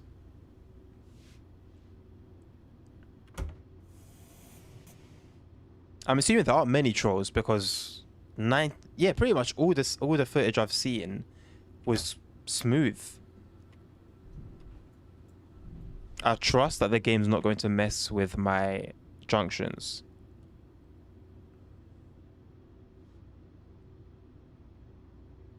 Fair enough. I guess it's pretty positive then. The thing is, with a train game or a train sim, it's very niche. So it's very likely that the only people playing it, number one, are a small handful of people compared to like a AAA title. And those people are, of course, serious. So that is a benefit. Because you got a game, let's say even like either of the truck sims, ETS, ATS, ETS2 especially, you know, that's gained a much larger crowd. It's now not really much of a niche anymore. And I'm sure you've seen those compilations of people driving like absolute numpty, absolute numpties, and causing havoc. Literally, you know what? So it's so funny that you say that, Kardar. The same guy that the same question that I was asked with regards to don't you find this boring? I said to him, somebody who plays Call of Duty most likely will not find this fun. And I said to him, there's a saying we have in the UK, different strokes for different folks. So if you're someone who, if you're the folk who likes COD, enjoy your COD. I find myself quite interesting because I will play Call of Duty, I will play FIFA, and I will play Train Sim World, and I will also play Assetto Corsa. So I don't know where I fit. I don't know where I fit. I'm just vibes. Bit of FIFA vibes. You know what? I don't own FIFA. I haven't owned FIFA in years. But if I like visit a friend and they have it, which of course they will have it because they're on console. I'll vibe. I'll happily play it, and I'll really enjoy it. But I won't own it myself. It's nice that Call of Duty also, to be fair, I feel like I'm slowly transitioning. FIFA I haven't played in years. Actually, not even months anymore. Call of Duty, I've uninstalled it weeks ago. Haven't played that in about 4, 5, 6 months, maybe. Maybe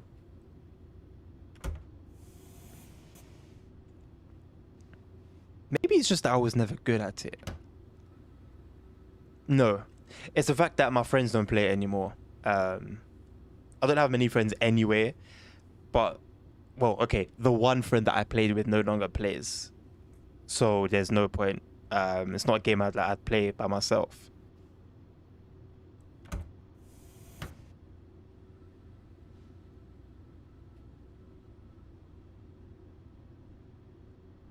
But yeah, I've always found it weird. I mentioned it earlier how, like, even when I was in school, and I'm from London.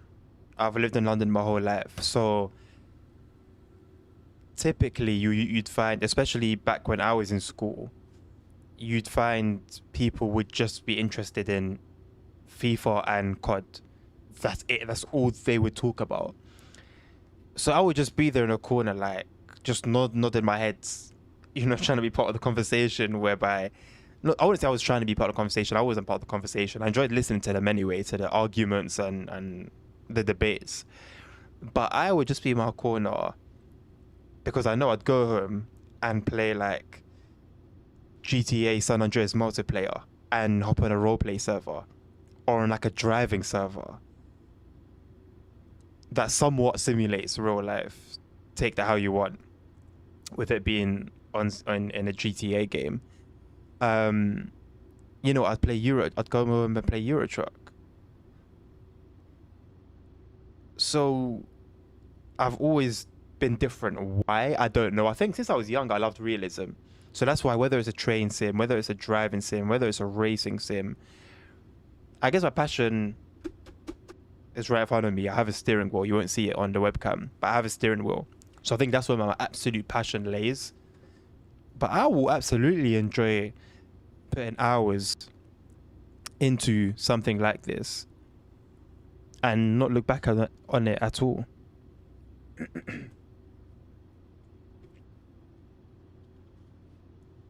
Yes, I'm so, you know what, I didn't want to ask because I didn't want to put you in the spot. Yes, GC Samp, yeah, as it was known. For me, peak era of gaming, I won't lie. Personally, in my life, peak era of gaming.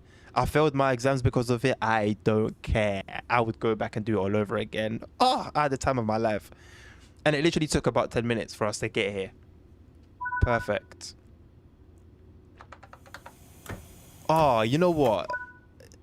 Peak gaming. Absolute peak gaming.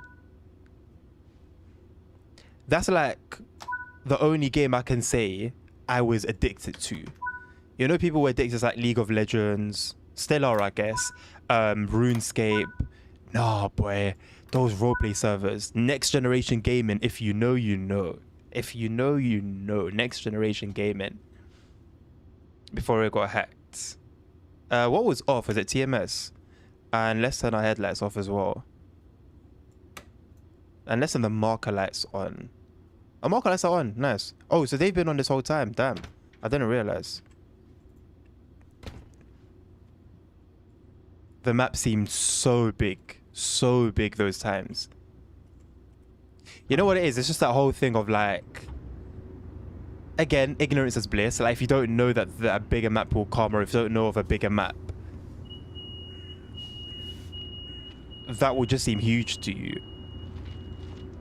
But I think back to it, and it didn't take long for me to know that map better than I know like my own city. And now it makes sense. A helicopter, yeah, I remember those servers where you'd be it'd be a transport one. So you'd have planes, you'd have helicopters, you have taxis. That was very similar to, let me have a quick look here. That was very similar to give me a moment. To the what kicked off my name on YouTube, LWD.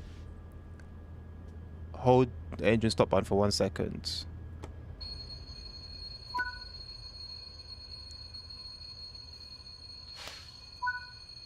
Excellent work, engineer. Nothing was reported as wrong with this service. Okay. I wouldn't say that was a fair test. We run it at 5 miles an hour for 20 minutes. Move to the locomotive. Follow the markers to the locomotive. That was embarrassing. I forgot that was a door. That was embarrassing. I just put the window down. Hey. But yeah, so sorry. So my name, LWD, was the first ever like community I ever was part of. And it was a server on San Andreas multiplayer that was called Long Way Drivers, and it was a transport one. You had a bus, you had a coach, you had the taxi, and it was just A to B, A to B, A to B. And that was what my YouTube sort of started out as. I was uploading videos. I've deleted them now. But that's what LWD comes from, Long Way Drivers. I've held on to it since then. But I did do a few of those plane one. I never did the helicopter one though. I feel like I missed out now.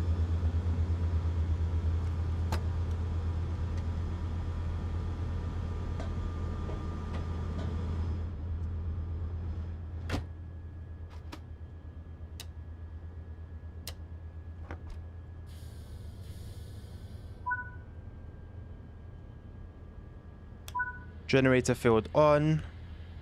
Stick the handle in. Are we not gonna put on our headlights? No?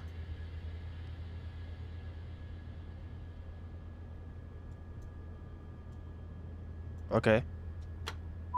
Isn't it too bright for bright?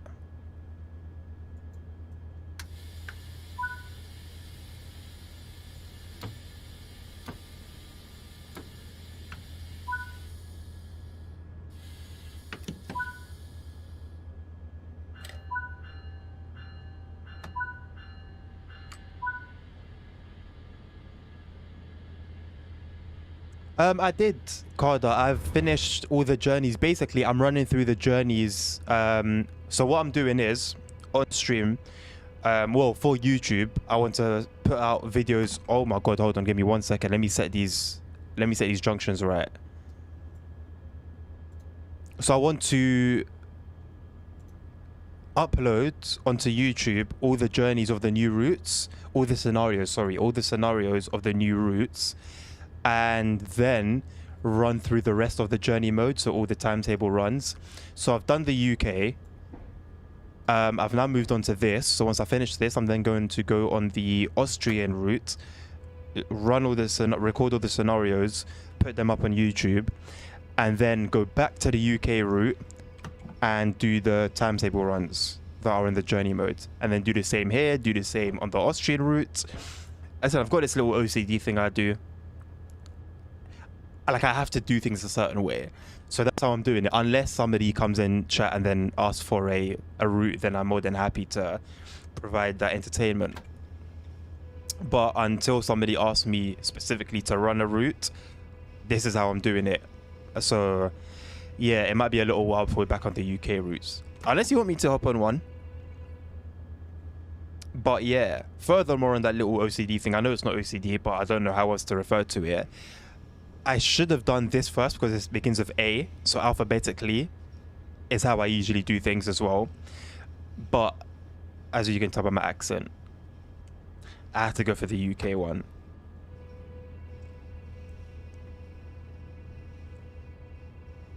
That route was, I think, the second ever route to come to Train Sim World, the franchise, and there is a lot of passion put into that route.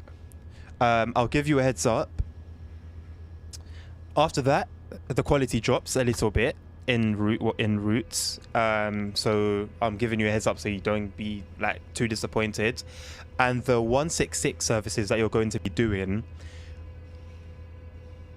if you're sticking to speed limits, unfortunately, you're not going to be on time because the physics for that train were changed. So the physics that it had before made it so you were able to keep to the timetable on time, but it wasn't realistic. So 2 years ago, I think they released an update that brought more realistic physics to the 166, but that meant you couldn't keep to the timetable. And unfortunately, they didn't make any changes to the timetable. So don't feel like you're not doing good enough if you struggle to keep to the timetable with that train. That's not your fault. I guess it'll be a fun challenge to try. But even if you slam it from every station, slam on the brakes before every station, it's still going to be a bit tricky. Not that I'm talking from experience. But it's a brilliant route, one of the best routes, man. That's a really good choice.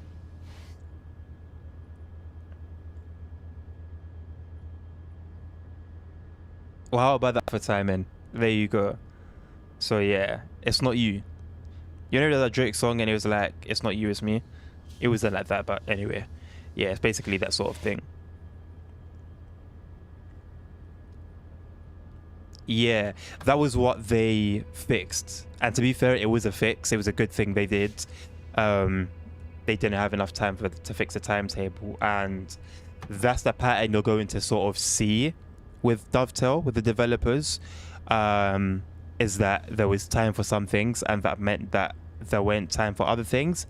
But fortunately, you've joined at a perfect time because the route editor is out and the community has been screaming for that for the longest time.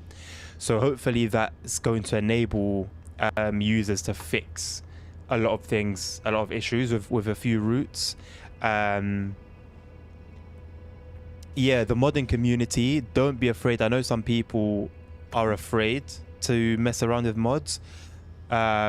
With Train Sim World, if you want to make the absolute best of your experience, be comfortable with adding mods. On my YouTube channel, which should be linked to my Twitch, if you can't, it's LWD Adnan, just the same as it is on there. I've put up a tutorial on how to install mods for Train Sim World 2 and 3. It's exactly the same for Train Sim World 4. They're all the same game.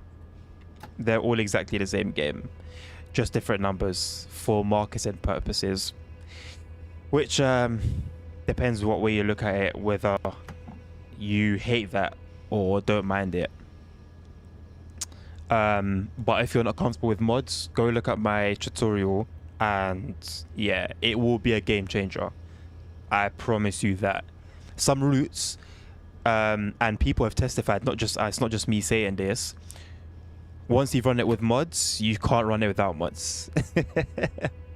So it's quite the rabbit hole but I feel like it's one that's worthwhile to get your head into.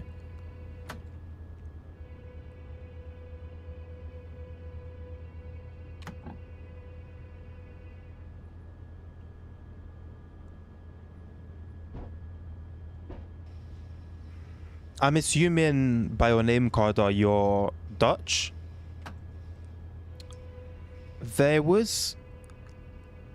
I think there was one user, or is it 2 users? I think there was one user who used to make so much noise about adding Dutch roots to the game.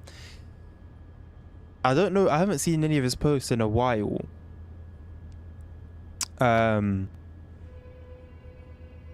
So hopefully now the root editor is out. I think a Dutch root would be cool. I'm not aware of any Dutch like roots, but I know the landscape, and as flat as it is, it can be quite beautiful. So I think a root, like a country root, would be good. I don't know how many of those are out there. Yeah, listen, take it easy, Carter. Take it easy, man. Is he on Train Sim World though? Or does he? Yeah, there you go, for Classic. I thought so, yeah. Yeah, this guy was just like solely Train Sim World. Maybe it's him, because like I said, I haven't seen him in a while, so maybe he's changed over to Train Sim Classic. But yeah, your first day, mate, take it easy, man. Just enjoy it. As you said, enjoy it, man. But yeah, if you have got any queries about anything, the forum, listen, it's a if you need help, you'll get help.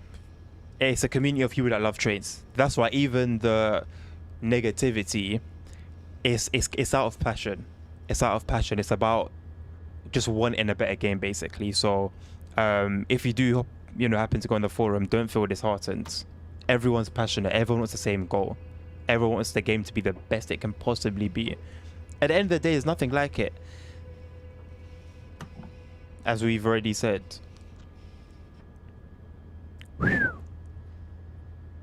Damn.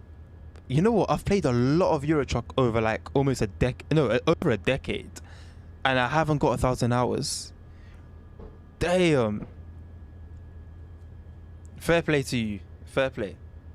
Absolutely, boy. That's a long time. That's a long damn time.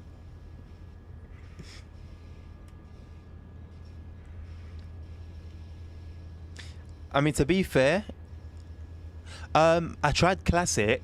The problem was, so I tried it maybe 6 years ago, but I had a really bad system at that time that couldn't run it, basically. So I deleted it. I played it for like 10 minutes. My issue is I've gone back to it since, but after Train Sim World, and I couldn't do it. It was really difficult. I know you can get a lot of mods for graphics and the units themselves sounds. I'll be honest with you, Cardar, I couldn't go back. I couldn't do it. If I had played Train Sim Classic first properly, then maybe I could jump in between the games. But I can't, man. I can't. It's like, listen, I've got my 144 frames. I can't go back to 30. That's like what it is with me. That's like the equivalent. Yeah, the optimization as well. Obviously now they've added DX12 support. They're trying now, but yeah, you're not gonna get performance is not perfect here, but you're not gonna get performance like this in Train Sim Classic, unfortunately.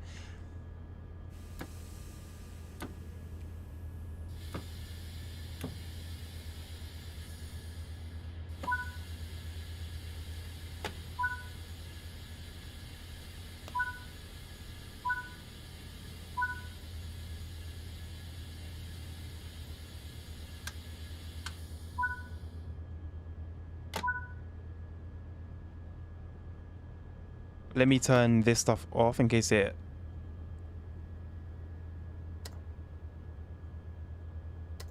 breaks. Sound something down the line.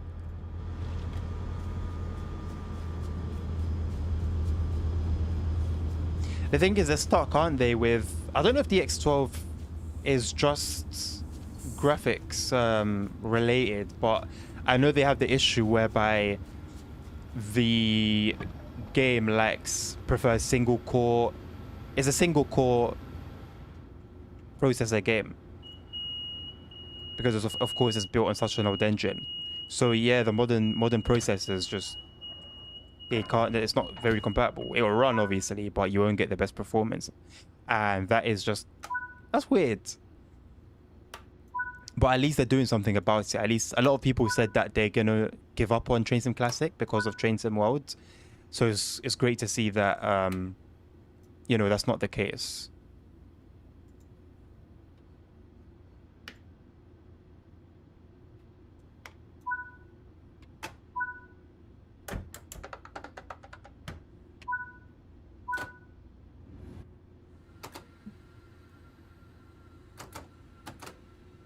Let's quickly make sure our junctions are set correctly. That's all good. That's not. Now it is. That's fine. That's fine. That's fine as well. That's cool. That's not cool. That's also not cool. Yeah, cool. We're straight. And we are speeding. I was gonna say we did manage not to speed.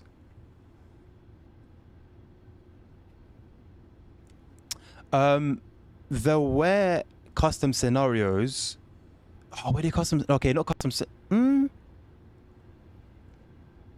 There were scenarios, but very basic. There was a scenario planner before this current one, but it was really basic.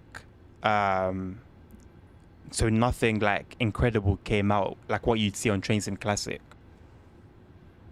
Pardon me, I feel like that's what really sold Train Sim Classic as well, was the fact that even though there wasn't a timetable mode, there was a plethora of user created scenarios, and that's why an editor was so important. That's why people were screaming for an editor.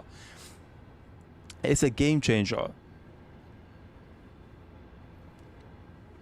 So Carter, no pressure, mate. Once you kind of get used to Train Sim Worlds and get a bit more comfortable with it, give us some bangers. Give us some bangers, man. You've got your little experience, but not little experience. That sounds rude. You've got your experience in your back pocket, but Unreal Engine is a different ball game. It's a different ball game. So get ready for that. There is a section on the forums for the root editor, and people are struggling. People are not having a great time. So it kind of makes sense. Something like a Union Workshop, which I'm sure you're familiar with, they've been working on their route. They're working on their first ever route for Train Sim Worlds. And they've been at it for like half a year. I think it's been over 6 months since they were announced as developers for Train Sim Worlds. And we haven't even had any pictures yet. We haven't had any more information. We just know they're working on a route. I don't know how big the team is, but I think that's telling. With all their experience from Train Sim Classic, for them to get to the stage where we're over 6 months in since their announcement, which means that they've been working before that point, and we still don't have anything. I think that's pretty telling. Yeah, that's the thing. We ain't got a choice. It's Unreal Engine or nothing, unfortunately. But I've seen, like, if you focus and if you actually want to learn it, you can. If you're patient with it, though, you really need to have patience. But, like, if it's something you don't want to do anyway, you can't develop the patience you will need. It has to be a passion. Your work has to be a passion project. And that's what made the greatest mods, in Train Sim Classic. The greatest mods was that they were passion projects.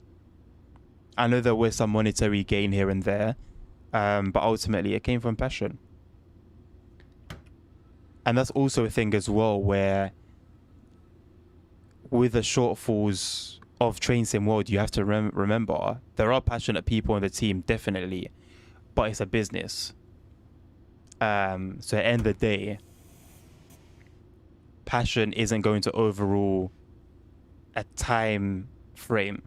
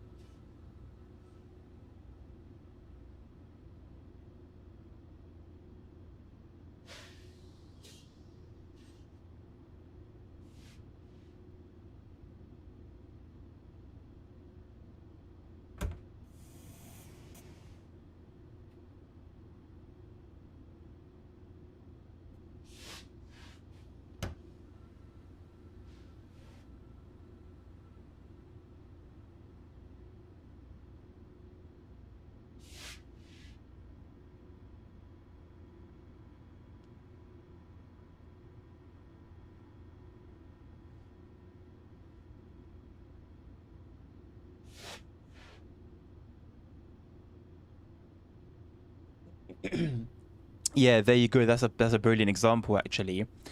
Um, you'll find routes that will make you think, why does it end here?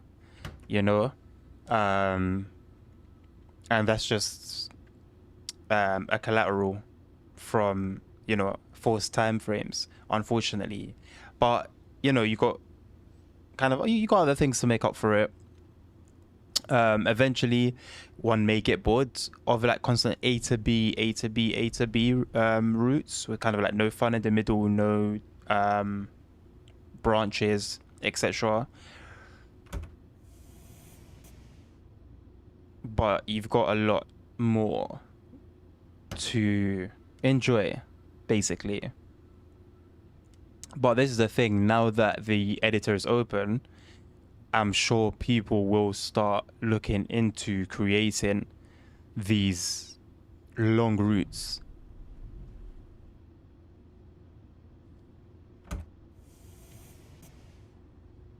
That's the thing as well.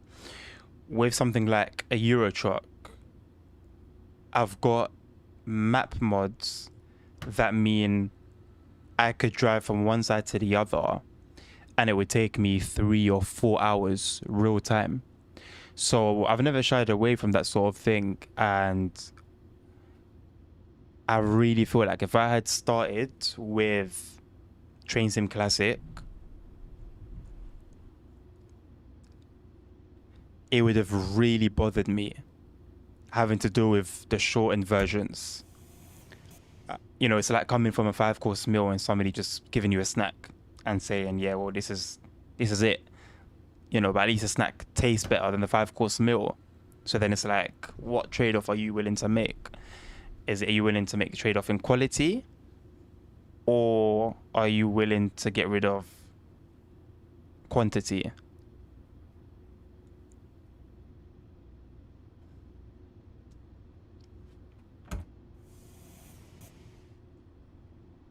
It's a good engine, Unreal. It's a good engine. It's got potential. It just needs to be explored. I think if Dovetail, like, for just one route, or collabed with, if they just pinched a few top level Unreal designers or Unreal kind of people that just work within the Unreal Engine but are like professors in that field, I think we'd see magic. You did. Trust me, you did, Carter. I say give it a bit of time, but I think let's say within a few months, we'll start to see the quality shining through. The funny thing is, I've noticed, yeah, the modern community, the people who are popular for creating very good mods, I've noticed them gone quiet, and I feel like I'm just envisioning them just working their behinds off, trying to create like something crazy, because they would absolutely make a route take 180 degrees, in terms of someone may not want to buy it at all, and these guys will create some mods. And I'm talking, it's nothing major because of the limitations that we had previously. I'm talking the train would be weathered. You'd see like fingerprints on the windows, fingerprints on the touch screens. You'd see some extra foliage, stuff like that. But it would transform the routes. It would absolutely transform the route.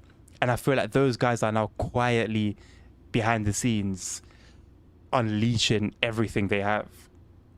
So I feel like in a few months, yeah, we're going to see something interesting, because it would almost get to the point where why would you buy a route from Dovetail that's subpar to something that our modders released for free? So it's going to be interesting. I think it's a brave decision that Dovetail have taken. Definitely for the community, and I'm all for it 100%. There's no debate. But from a business perspective, but then again, something like Train Sim Classic, how many developers, how many people are making money from Dovetail's engine, Dovetail's own game? And they seem to be holding off all right, so they'll be fine. They'll be fine. They're a multi-million-pound company.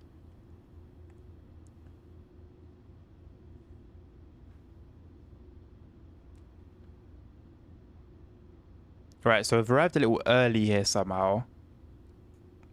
A minute early. So we'll sit here tight for a while. I already feel like I've done this for an hour. Wait, it was an hour and a half though, isn't it? This is a longer scenario, boy. We've got 1 yard. You know how rare it is to see 1 yard on the objective marker.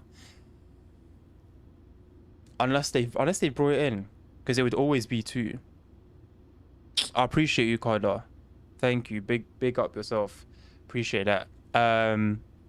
I will be streaming tomorrow, so you're more than welcome to join me, man. I don't know what time I'll be streaming. I won't lie to you. I don't have a schedule yet. I should do, because I'm going to be starting uni next week, and so I have like a solid timetable and I'll be able to schedule properly. Thank you for the follow. It's come through. But yeah, at some point tomorrow I'll be streaming, man. So thank you for stopping by anyway. Appreciate your time. Appreciate the conversation. I wish you a good night. I hope you have a great day tomorrow, and you're more than welcome to drop by again. Have a good night, my man.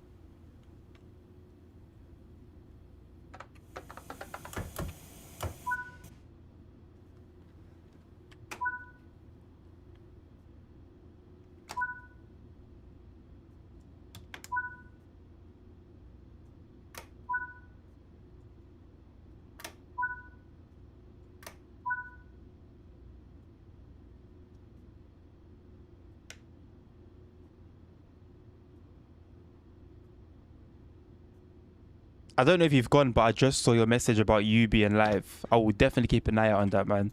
Thank you.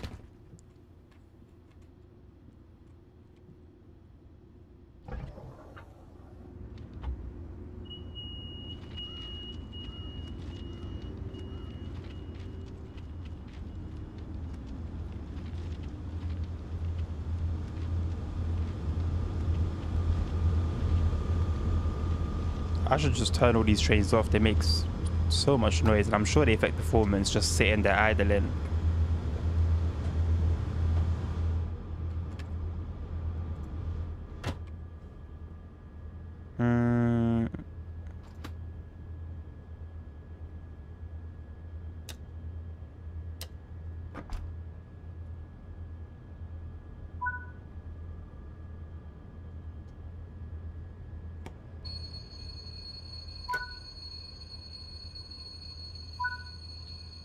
Great job, engineer. I now want you to go over and collect the final locomotive before this part of your shift is finished.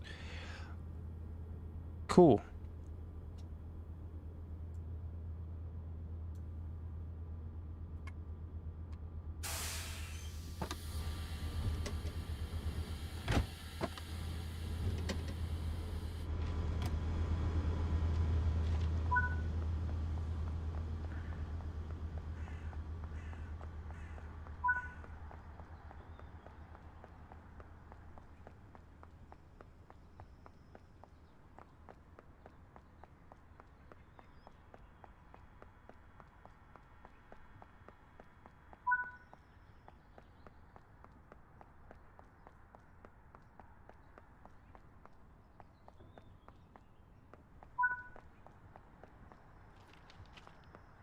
I wish these sheds would be open.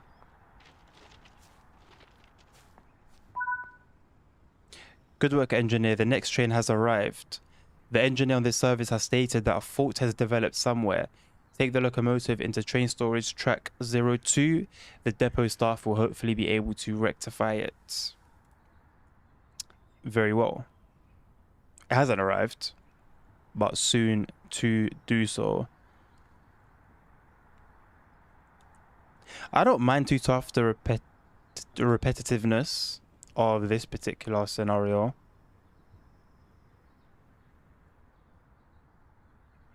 At the end of the day, it's yard work, so it's to be expected. It's a simulator, right? Allegedly. I refuse to get into an argument. Allegedly.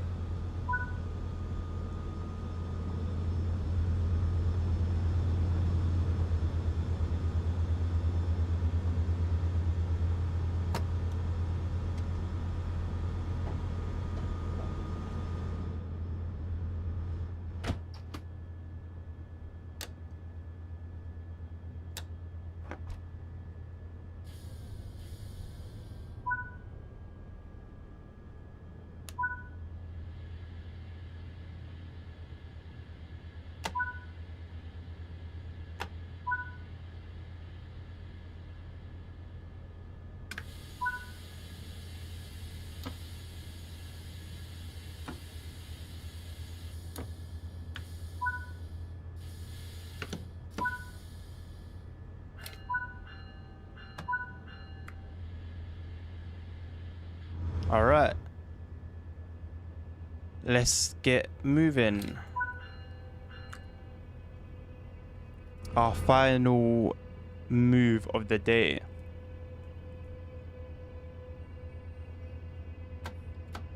And probably our penultimate scenario for the night. I'll see how long the next one is. Because we're due to finish, by the time I finish this, it's going to be almost 1 in the morning. And I still want to have a bite to eat. I still want to chill a bit before bed.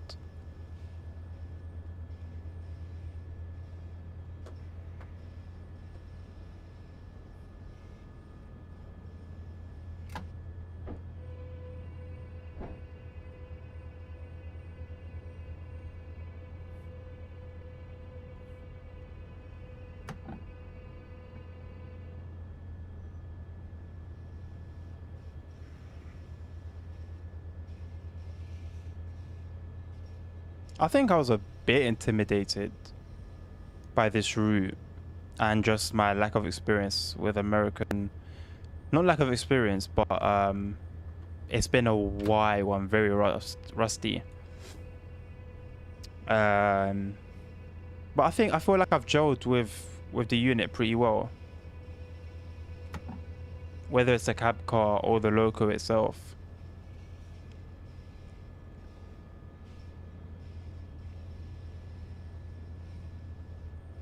And looking forward to the Austrian routes. I think that should go pretty well too.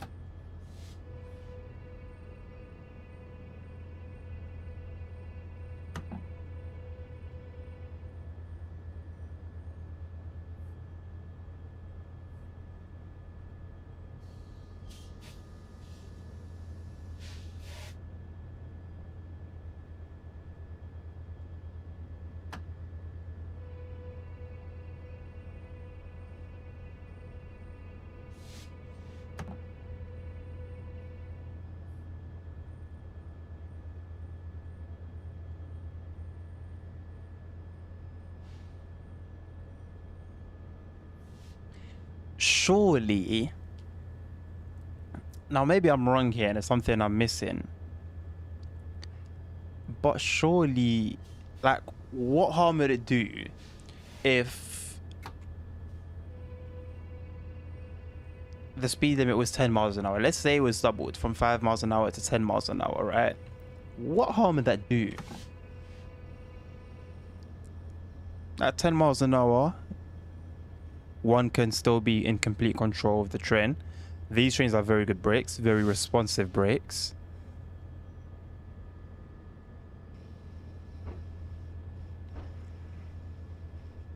I mean, it would be rough. And if I'm wrong, correct me. Is this pushing it? I wanted to say it would be rough, but you could couple up at 10 miles an hour with damage anyway, but I don't know if that's true or not. I'd like to think so to back my point. But anyway, because this is literally like, this, come on man, I mean, in the real world, yeah, which I'm expecting this is as per reality, how much time would Metrolink save, or whoever owns any railroads, how much time would they save just by like doing a change like that?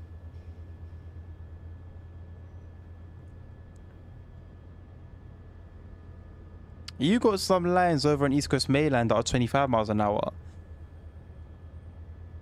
Some on some sidings,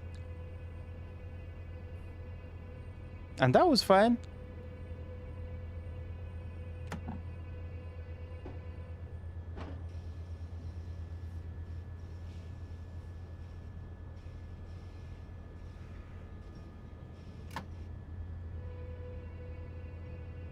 Because we're going to get here, then get in the other cab, and then go back down for another 10 minutes.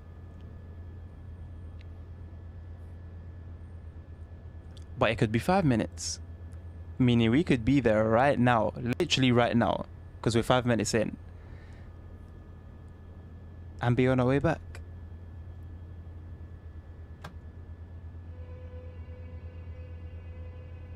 I guess ultimately it's a health and safety thing. I'm assuming the sidings, generally working sidings are going to have a number of people, engineers that are working on the track and moving trains around and whatnot, stabling, unstabling. So I get it, but at the same time, they're trained. Health and safety is the number one priority, so that's gonna be on their mind. So if the trains are moving a little quicker, I don't think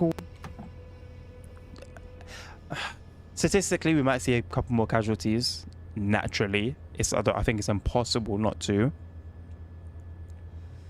But I don't know. I just feel like I've been looking at things with a different eye recently. I've been looking at things from like a business perspective. Like I've always just detested the fact that Dovetail make a new iteration of the game every year. But now I look at it and it's like, although I dislike it and I will voice my sort of dislike for it, I understand it. I do. I think if I was in their shoes and I saw the numbers, the financial numbers we're talking, that bringing in a new version, would add to me,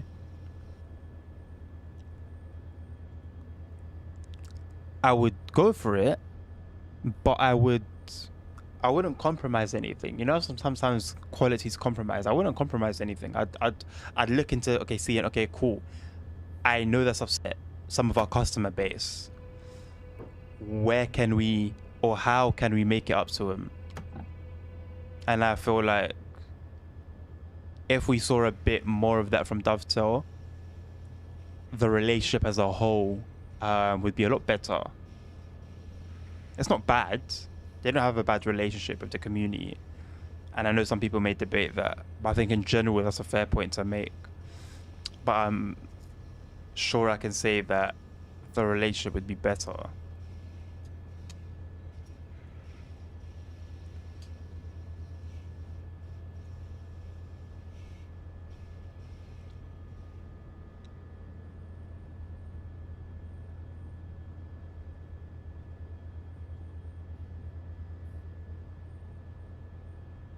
I'd love some like music in the background, but we want to hear the trains realistically.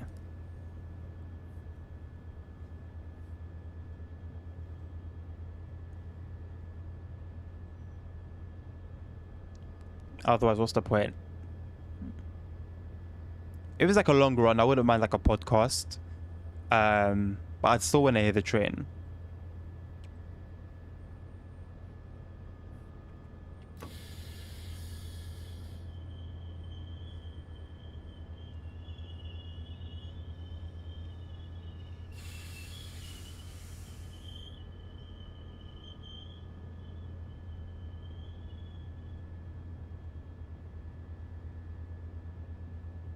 "45 seconds early." I might as well begin the process of shutting down the cab realistically. Nope.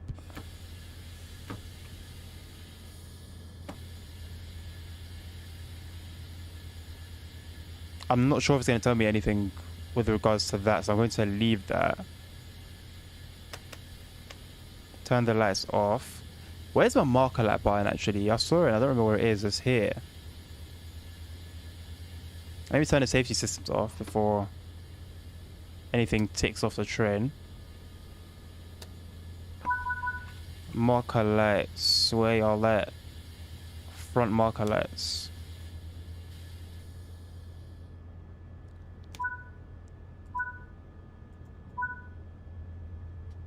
Okay, cool. We do switch it back to test.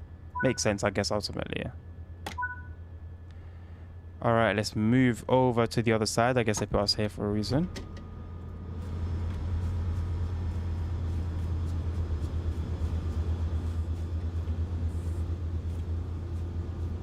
The scenery is very reminiscent of the Crew Motorfest. And that's set in Hawaii. Which I know sounds absolutely ludicrous.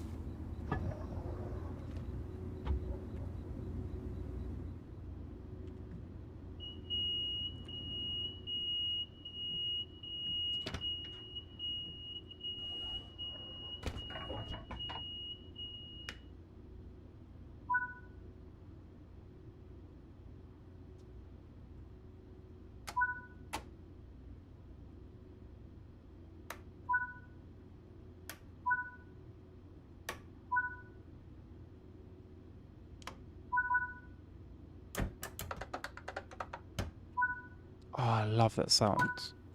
There's something about it. It's almost like ASMR.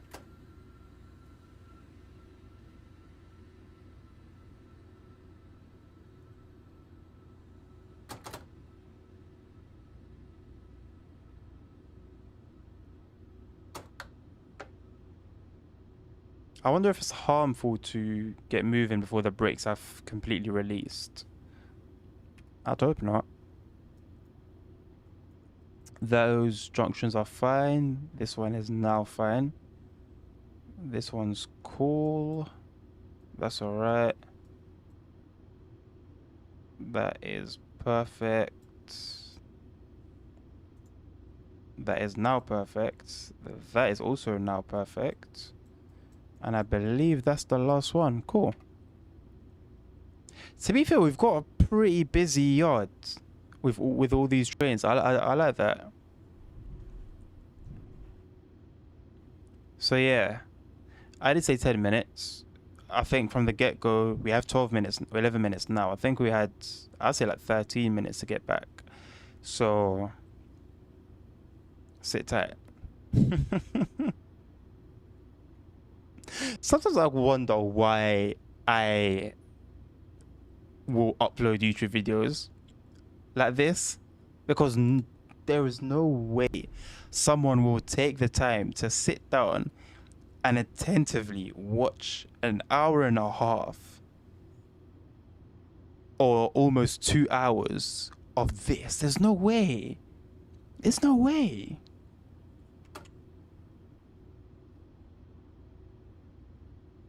But I'll still make the content. Don't ask why. I'll still make the content.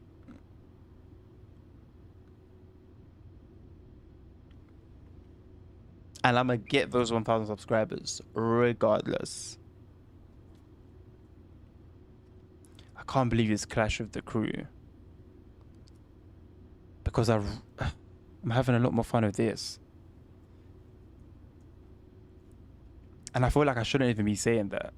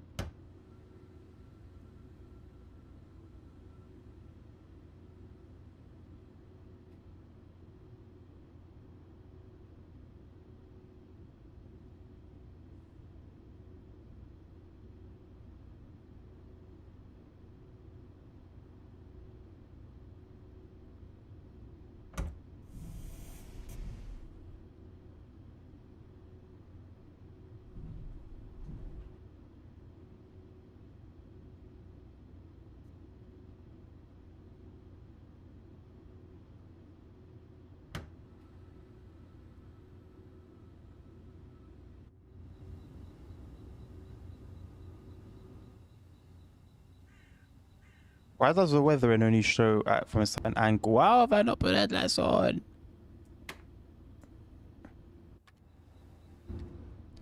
Should I have... I'm just going to keep it at dim.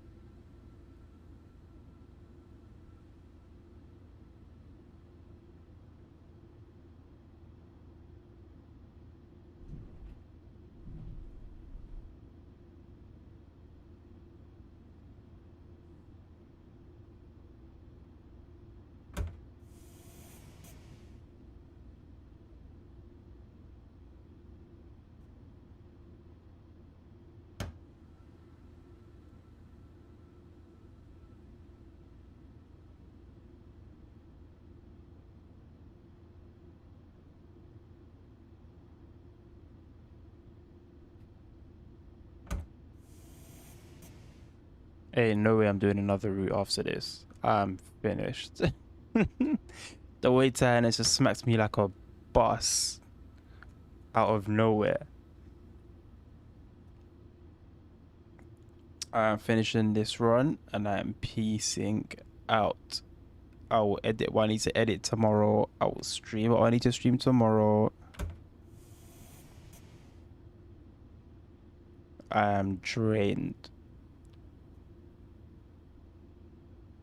And hungry.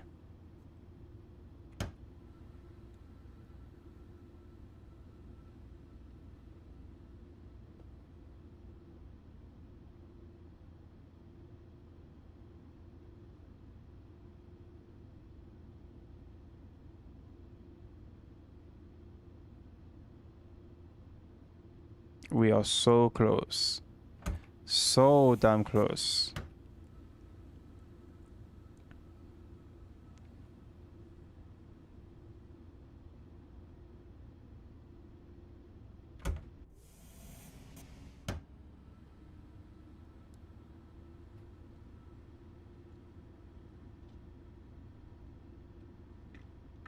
I guess the rear of the train is still on the gradient. We're still speeding up when we coast, albeit very slowly.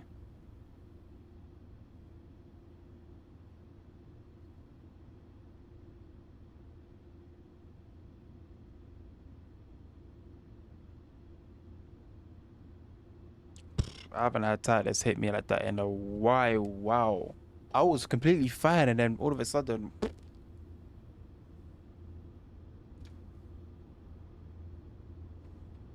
Whew.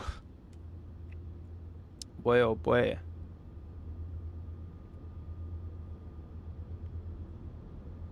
You know what though? This looks good. We like a full yard. We like a full yard.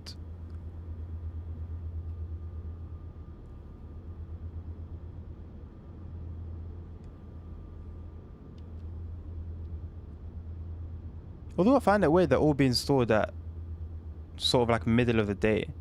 But I guess it's not really like a commuter service. It is a commute service, but as in it's not like a generic city line.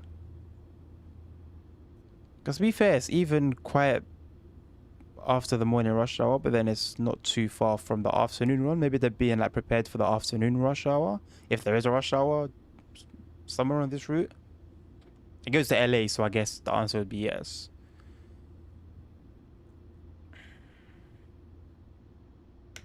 Let's prepare.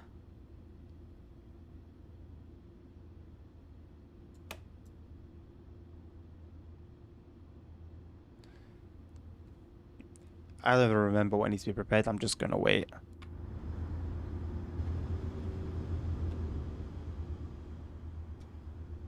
Oh, you know what? You know what? How about we take a little photo? How about that? Yeah, all of these trains over here. Huh? How does that look?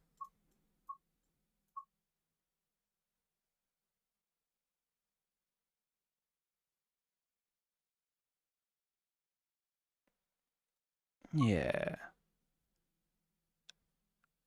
Uh,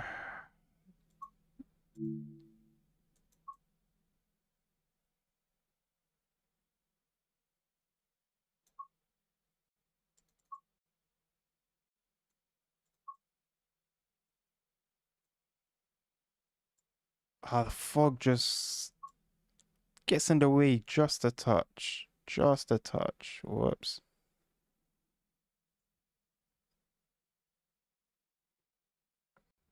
Ah, the Meta Quest 3 has been released. Well, ain't that something? So what do I do with my 2 then?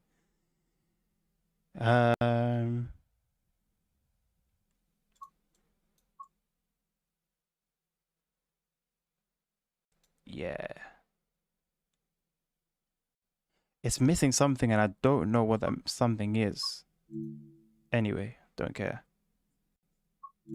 Let's just finish this. Please escape. Let's just finish this up. 30 seconds to go. 30 seconds to go. I don't know who you are, Quiet Watcher on YouTube. but you're a king or a queen.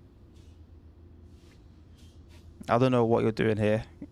I'm finished. I have no energy.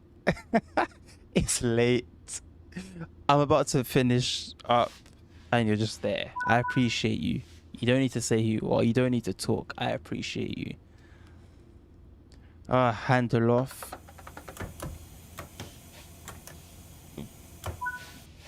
Oh, I don't even care at this point. Out. Out. Off. Off. So why can't I do it in that order before? Why does it make me do it in a weird order?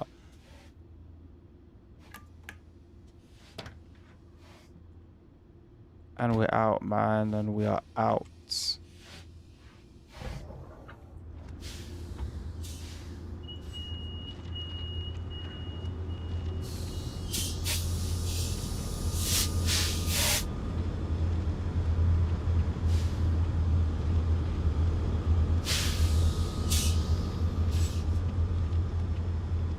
My light is wonky and I've just noticed.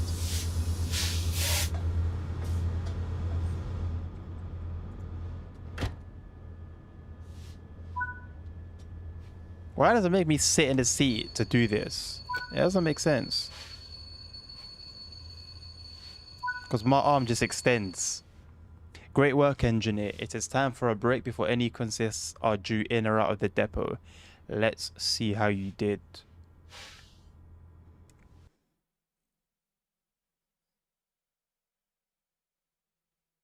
At least I got a platinum. Whether that's a legitimate platinum or not, I don't know. I don't care.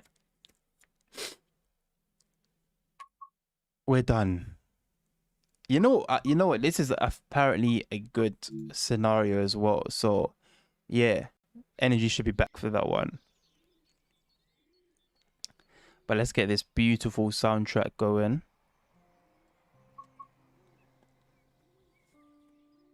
Thank you to everyone who joined. Thank you for all the conversations. Thank you to anyone that is still watching for some reason. I appreciate you.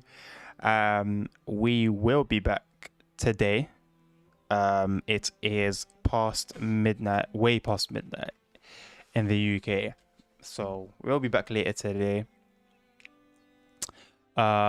Continue at Antelope Valley Line and possibly, depending on time, moving to Vorarlberg, which will be pretty cool. But for now, we are going to end it there. Thank you so much for being a part of this stream. Thank you so much for your support. And hopefully I will see you soon. So take care. Have a lovely night, afternoon, morning, depending on where you are. And yeah, you are more than welcome to join me again. Take care.